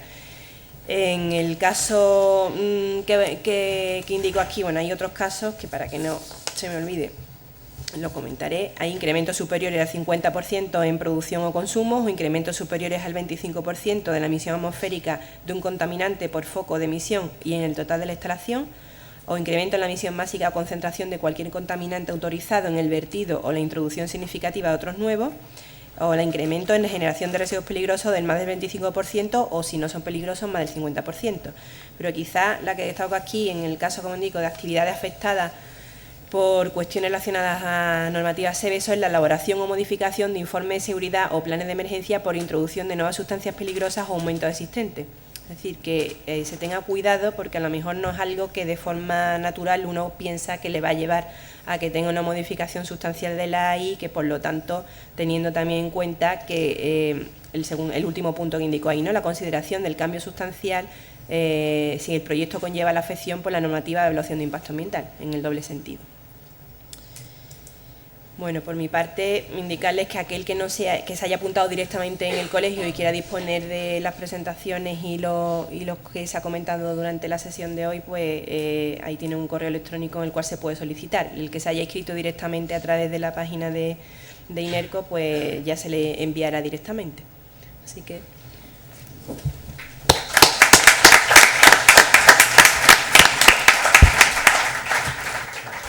Muchas gracias. Muchas gracias, Esther. Vamos a pasar al colegio. Quiero deciros que hay muchísima información sobre autorizaciones ambientales integradas, estudios de impacto ambiental, mucha bibliografía, somos de mejores tecnologías disponibles. Están los documentos BREF que se han elaborado en Sevilla, en el Instituto de Perspectiva. Así es que información para estas cuestiones tenéis toda la que necesitéis y más. Muchas veces, cuando uno empieza a trabajar, un exceso de información es peor que una carencia, pero que casi todo, se han hecho centenares y centenares de estudios de impacto ambiental y de DIAS y de autorización y de AIS.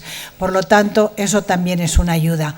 Pasamos al coloquio. El que quiera intervenir, como somos muchos, os pediría que hoy no os alarguéis en la pregunta mucho, procurad expresarla en 3 minutos, porque algunos es que nos dan otra conferencia. Sí, por favor. Aquí.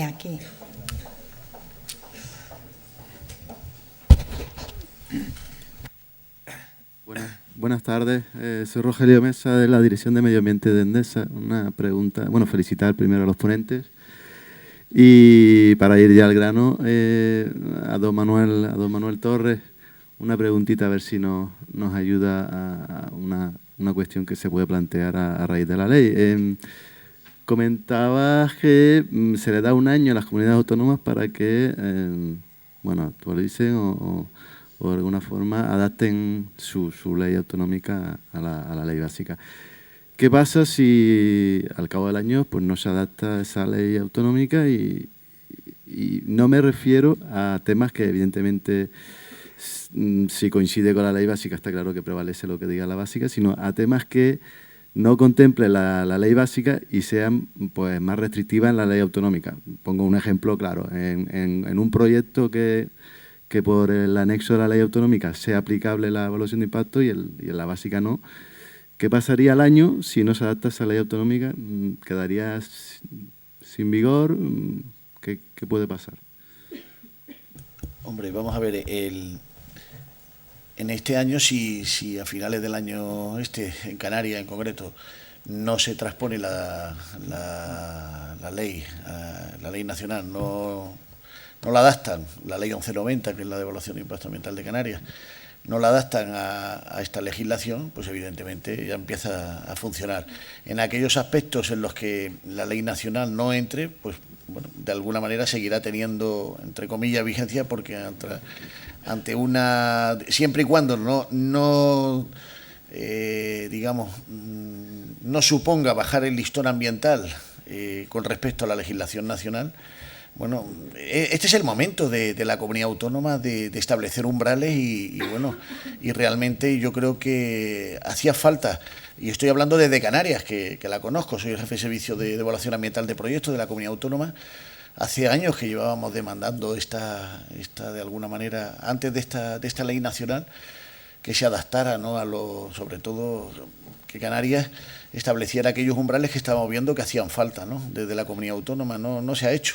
Yo espero que en este año tampoco es tan complicado, ¿no? Yo creo que una legislación básica está bastante bien armada y realmente lo que tendría que hacer Canarias es decir, en este caso, qué es lo que quiere, a dónde quiere llegar, dónde quiere establecer su listón y a partir de ahí aplicarla. Yo creo que en cuanto aquello no suponga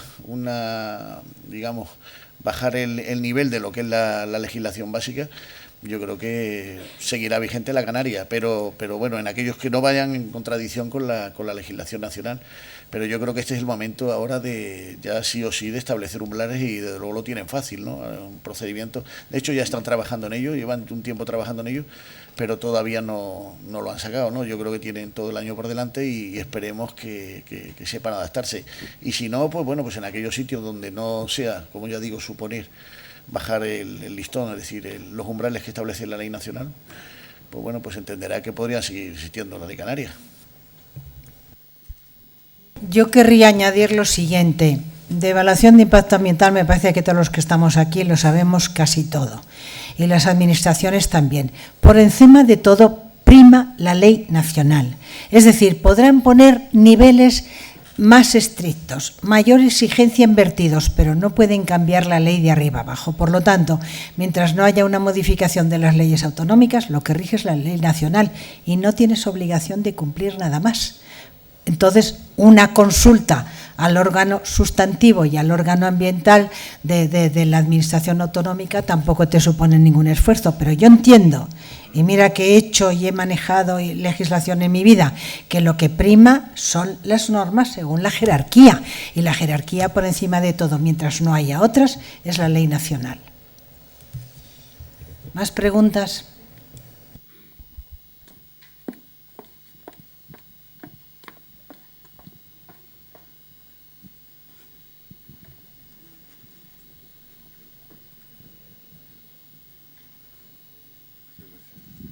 Sí, buenas tardes. Yo quería preguntarle a la señora Valdivia, a raíz de lo que ha explicado sobre el artículo 40, cuando el órgano consultado no responde una vez reiterado, ¿qué pasa con la evaluación ambiental?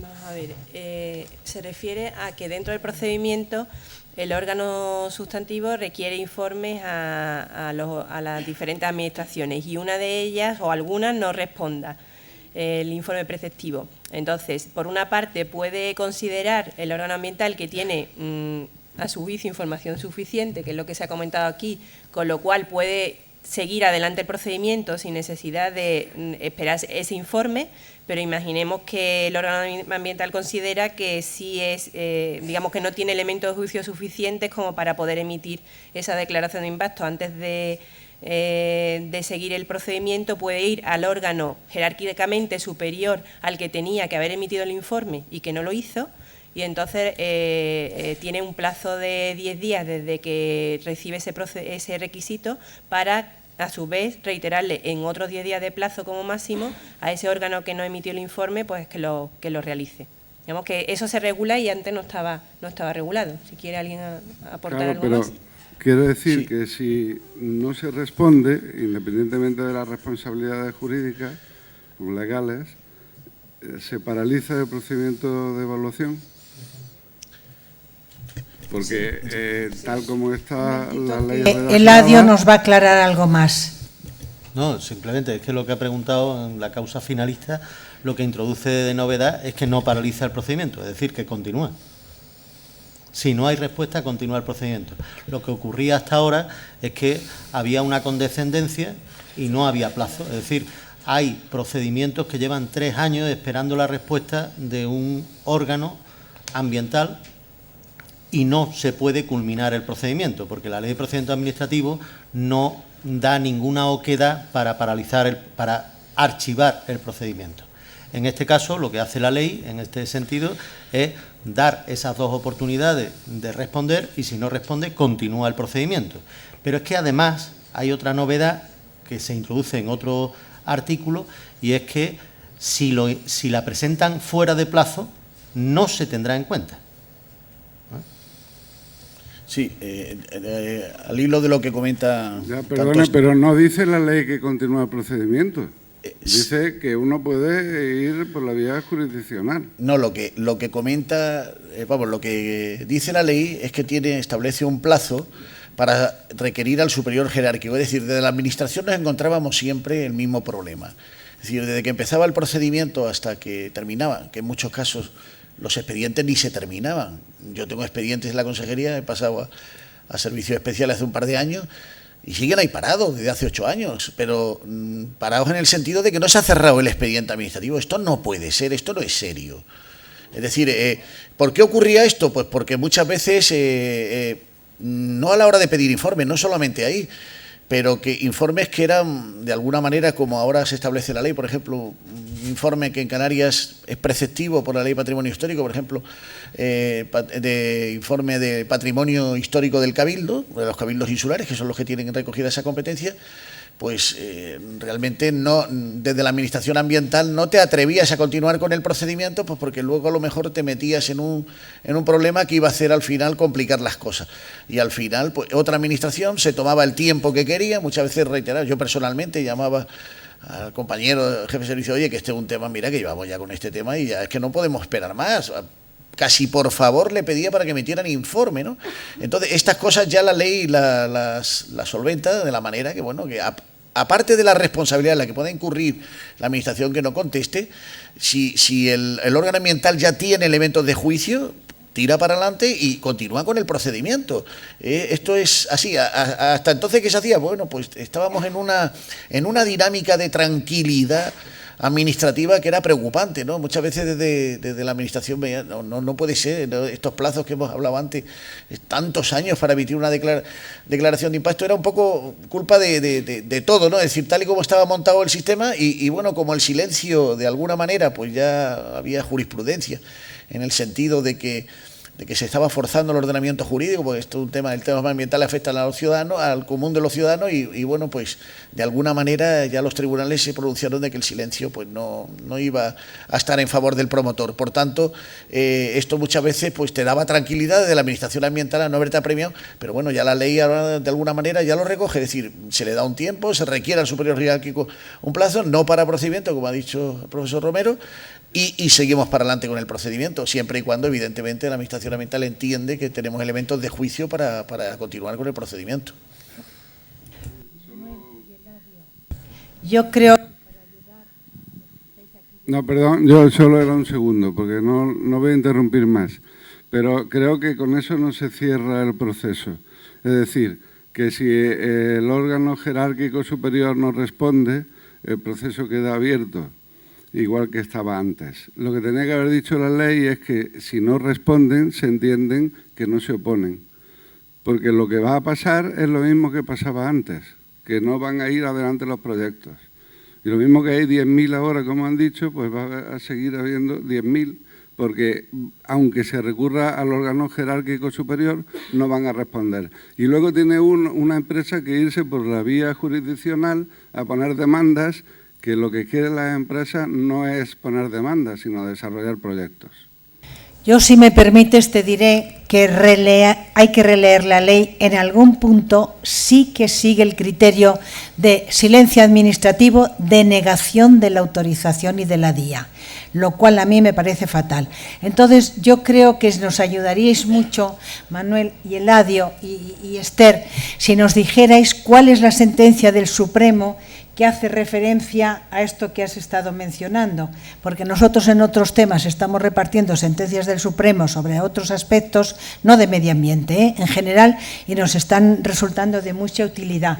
Si nos los hacéis llegar, lo colgaremos en la web del colegio y ya está. Yo quiero recordar una cosa. Llevamos 40 años con los temas de evaluación de impacto ambiental. En la Administración hay temas difíciles, pero desde luego no es el de las DIAs ni las AAIs los temas más difíciles que le puede llegar a un funcionario, a un director general, porque esto está trillado.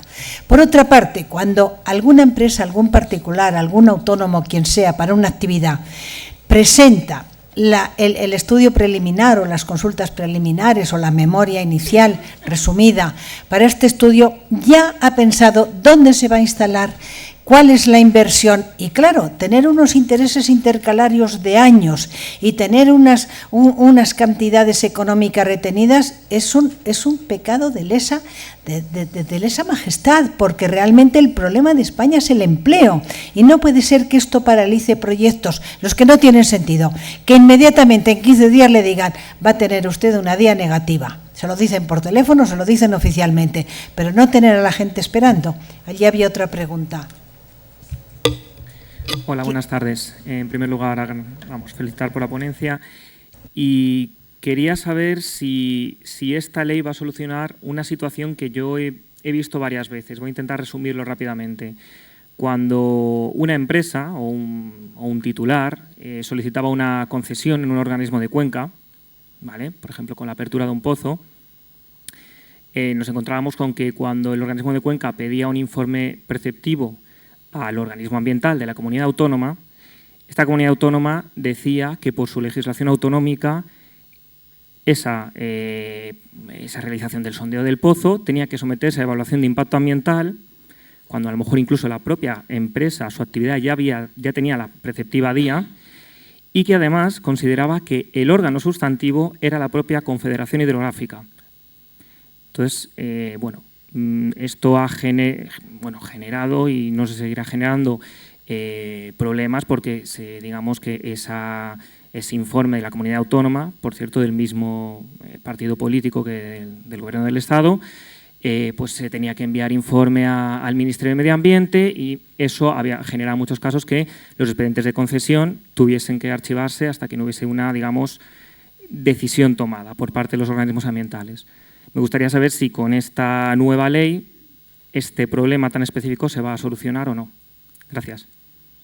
Vamos a ver, el tema del órgano sustantivo es un tema que ya viene de largo, ¿no? Es decir, yo en Canarias lo he tenido, el organismo de Cuenca allí es el Consejo Insular de Agua, que es un organismo dependiente de los cabildos insulares. Yo me he encontrado en el servicio proyectos del Cabildo Insular de Tenerife, el mismo proyecto, tramitado por el Cabildo Insular de Tenerife, el Consejo Insular de Aguas, y un mes y pico después llegar el proyecto de la Administración del Estado como órgano sustantivo pidiéndonos el trámite de la consulta preceptiva de la comunidad, o sea, el informe preceptivo de la comunidad autónoma, de alguna manera, para ver qué opinamos. Si este proyecto ya llegó hace un mes, el mismo proyecto por parte del Consejo Insular de Agua, es decir, el órgano sustantivo es aquel órgano de la Administración que autoriza técnicamente el proyecto y solamente hay uno que es el competente para hacerlo.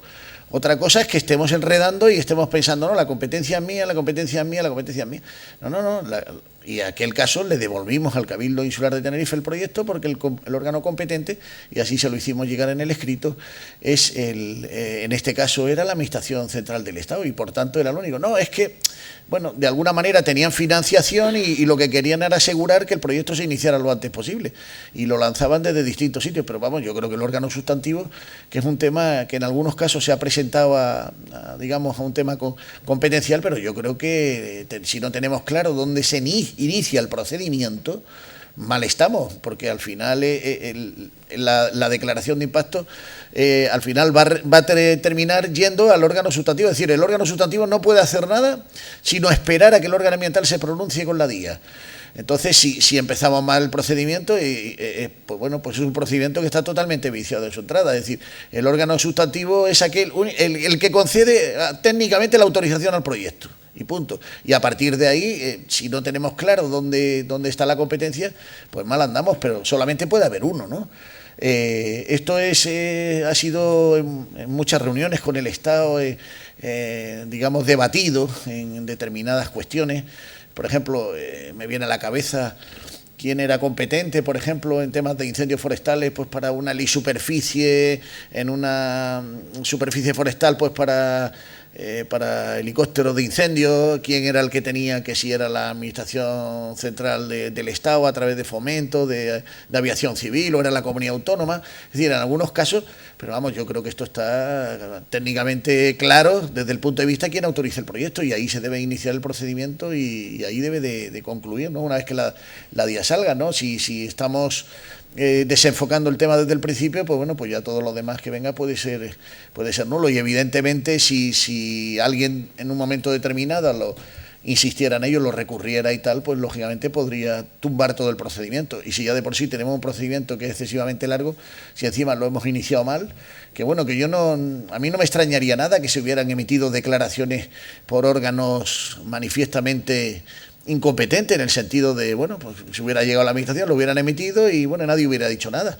Pero vamos, no, también lo he visto, igual que he visto autorizaciones o licencias municipales dadas con autorizaciones a proyectos, o sea, licencias a proyectos que no tenían declaración de impacto, que desde el punto de vista ambiental eran nulas de pleno derecho. Bueno, pues desde la administración tampoco te pones a coger y a poner a un ayuntamiento importante a los pies de los caballos, en el sentido de decir, oiga, mire, que lo dejas ahí un poco diciendo, bueno, a ver si hay suerte y no hay nadie por detrás que tal, los grupos ecologistas y tal, porque es que si no al final terminamos enredándolo todo, ¿no? Pero nos hemos encontrado de todo en la administración y esto es habitual. O sea, no estoy contando cosas no concretas, sino en el día a día como funcionario, ¿no?, de la Consejería de Medio Ambiente.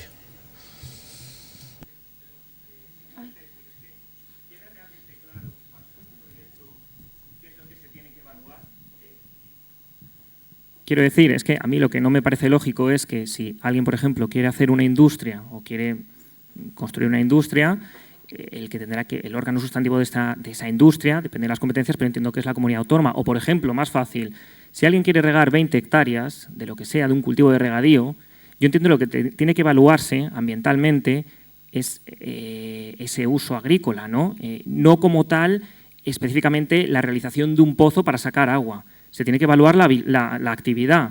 En ese sentido, el órgano sustantivo tiene que ser la comunidad autónoma, la Consejería de Agricultura, y el ambiental tiene que ser la Consejería de Medio Ambiente de esa comunidad autónoma. Pero lo que no pueden pretender, como yo he visto muchas veces, es que digan que el órgano sustantivo tiene que ser la Confederación porque simplemente da un derecho de uso privativo de aguas.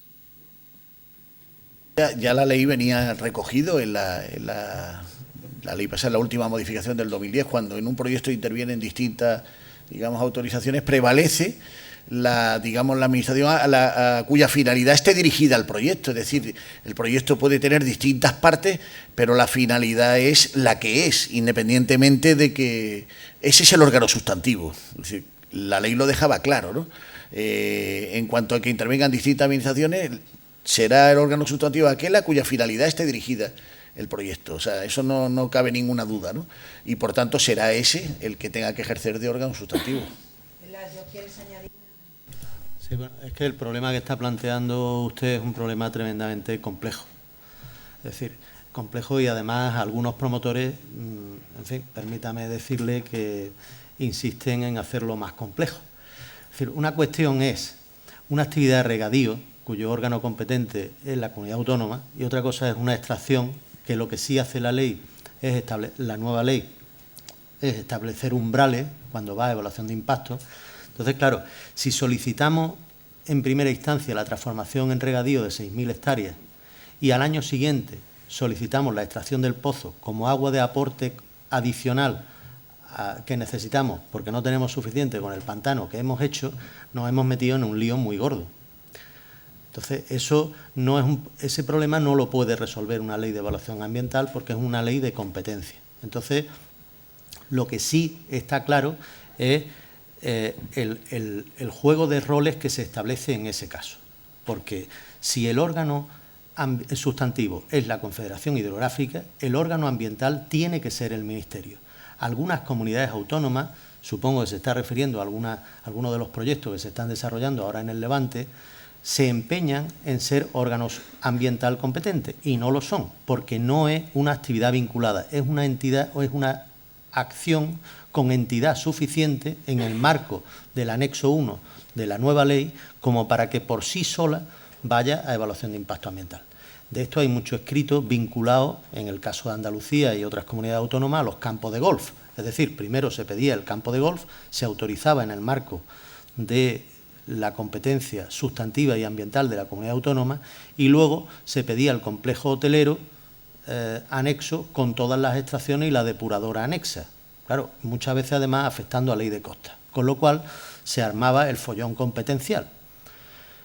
¿Qué es lo que hay que hacer para que eso no ocurra? Definir el proyecto ab initio y plantearlo integradamente, que eso sí lo resuelve mediante el mecanismo de actividades vinculadas la nueva ley, definiendo cuál es la parte potestativa del órgano sustantivo autorizante estatal y cuál es autonómico. Si cruzamos una competencia sustantiva estatal con una autonómica o ambiental, una autonómica con una estatal, desde luego el proyecto está condenado a tener muchos problemas, porque esa consideración, por ejemplo, de plazos, puede no respetarla un órgano ambiental de la comunidad autónoma, dejando aparte el caso de Canarias, que es extraordinariamente singular por el marco competencial de los cabildos a través de los consejos insulares de aguas, que no tiene nada que ver con el marco competencial de las confederaciones hidrográficas en la España peninsular. Por tanto, ese es un problema muy específico que resuelve en parte la nueva ley, pero desde luego es un tema que tenemos que recurrir a los estatutos de autonomía para ver el marco de competencia sustantiva en el proyecto origen. Pero si segregamos proyectos, estamos condenados a tener problemas. Muchas gracias, es verdad. ¿Más preguntas? Buenas tardes, soy Daniel Vázquez, soy abogado. Era por arrojar un poquito de luz sobre la pregunta.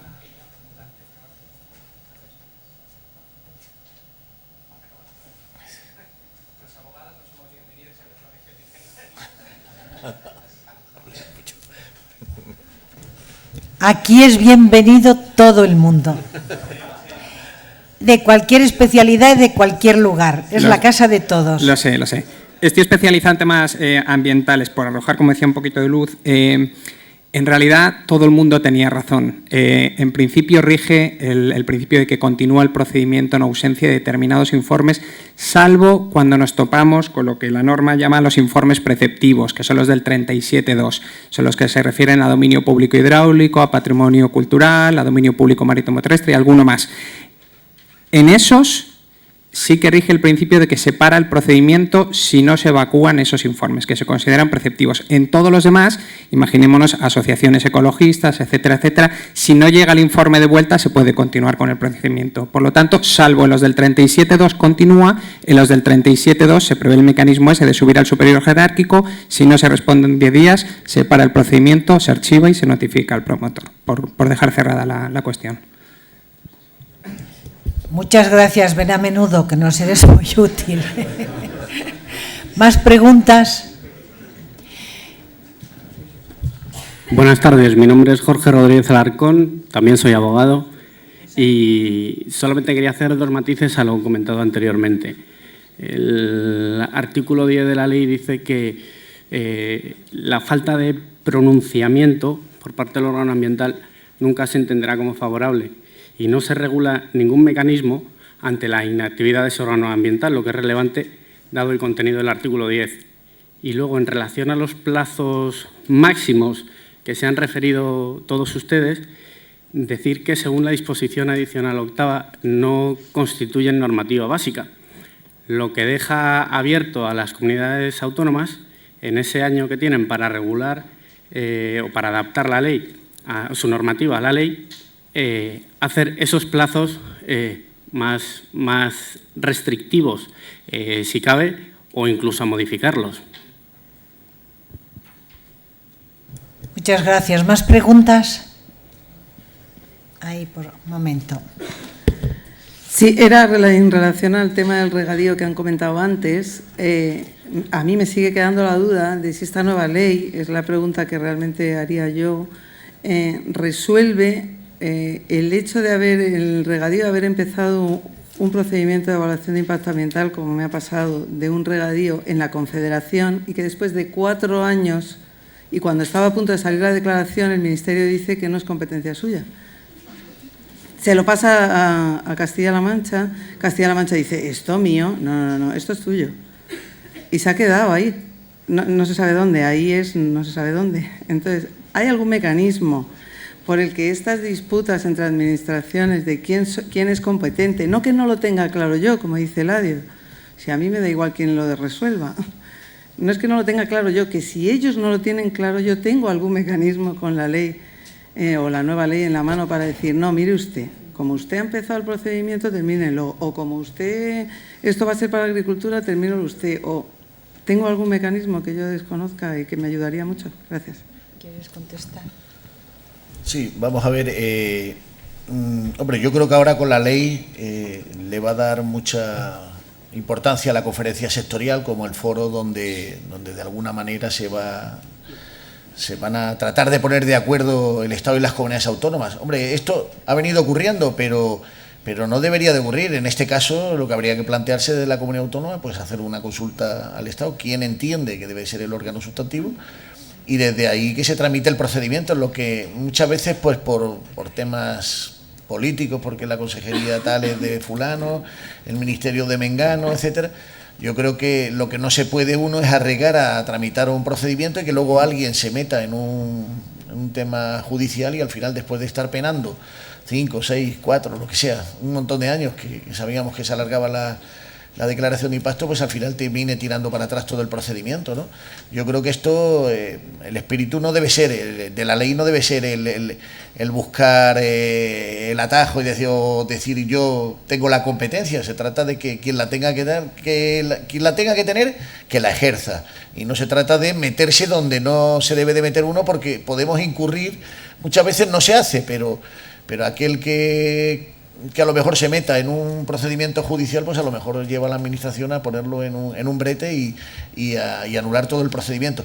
Yo creo que ahora, bueno, con la nueva ley estos temas, pues bueno, se pueden debatir perfectamente. De hecho, muchas cuestiones se les va a dar a través de la conferencia sectorial este papel, y yo creo que este sería, en estos casos concretos, sería el momento de que se pongan de acuerdo ahí antes de iniciar el procedimiento y decir, bueno, pues lo hago yo, lo haces tú, etcétera, pero a partir de ahí por lo menos por tener las cosas claras, ¿no? Y no esperar a que continúe el procedimiento y luego tener que recular. A mí me parece que cuando estén acabados los planes hidrológicos de Cuenca, y hay 9, o 10, todo esto se clarificará un poco, porque evidentemente las confederaciones tienen mucho que decir en la península, claro. Por otra parte, el acuerdo que se ha hecho sobre el trasvase Tajo Segura, donde han intervenido 5 comunidades autónomas y por fin hemos conseguido llegar a un acuerdo sobre caudales, reservas, etcétera, etcétera, es el camino que se abre en la nueva legislación, quizá por esa vía, pero como dice muy bien Manuel, cada vez que entréis en temas de agua, el tema de agua en España es extraordinariamente complicado y, sin embargo, es el gran tema del siglo XXI. Siglo XXI lo que va a necesitar es alimentos. Para tener alimentos, clima y suelo tenemos, lo que nos falta es agua. Por lo tanto, este tipo de proyectos se van a desarrollar muchísimo. Así es que me parece que es interesante hacer una consulta personal previa, con toda la rutina de administraciones, medio ambiente, órgano sustantivo que sería temas agrarios y la confederación correspondiente o la demarcación de zonas costeras, tanto Galicia como Cataluña, por ejemplo, antes de meterse en un proyecto que tienes que esperar 6 meses, 8 meses, 1 año, 2 años. Eso genera unos costos altísimos y no estamos para seguir tirando el dinero como lo hemos hecho. Yo, en cualquier caso, actuaría de ese modo. En la administración tienen obligación de atenderos y recordarles, oye, que sois civil servant, dice la decana que sois civil servant. Es lo que son. Y aquí estaréis gente de la administración, bueno, pues que sepáis que tenéis que facilitar la vida a los administrados, porque aquí ser empresario, ser autónomo, ser promotor de algo es absolutamente heroico. Y no podemos seguir así, nuestro problema es el empleo, no podemos seguir así. Entonces, dirígete a todo el mundo y te dedicas toda una semana a consultar a la gente y verás cómo avanzas algo.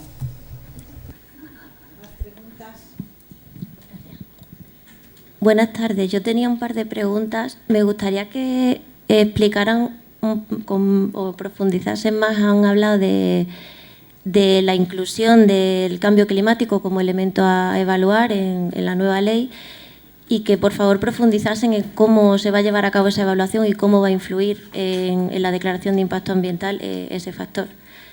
Y por otro lado, respecto al tema de los bancos de conservación, que me aclararan si está pensado para medidas compensatorias, o sea, las referidas al artículo 6 de la Directiva Hábitat, o también para, o sea, que no tenga que ser en espacios Red Natura 2000 y sea otro tipo de medidas compensatorias. Gracias.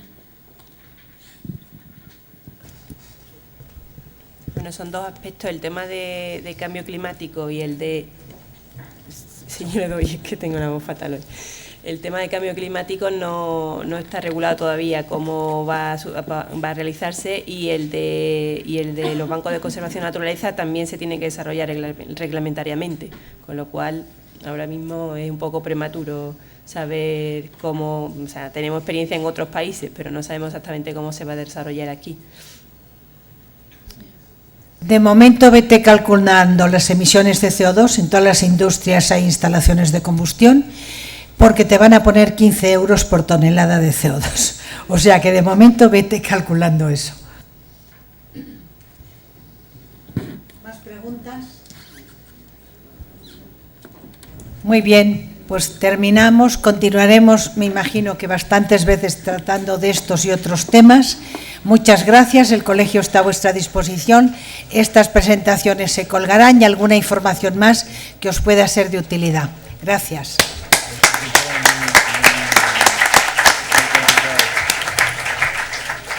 Bueno, no preguntan mucho, no preguntan mucho. En energía la gente pregunta mucho más. Jurídico es que son muy controvertidos. ¿Sí? Mucho. Pero porque nos empeñamos en el redactor, porque de pronto aparece un jefe de sección que se toma unas atribuciones que no tiene. Esto es como en el médico. Entras chillando, montas la de Dios y resuelves el tema en una mañana. Te lo digo de verdad. Como sí, los médicos, que no te hacen caso.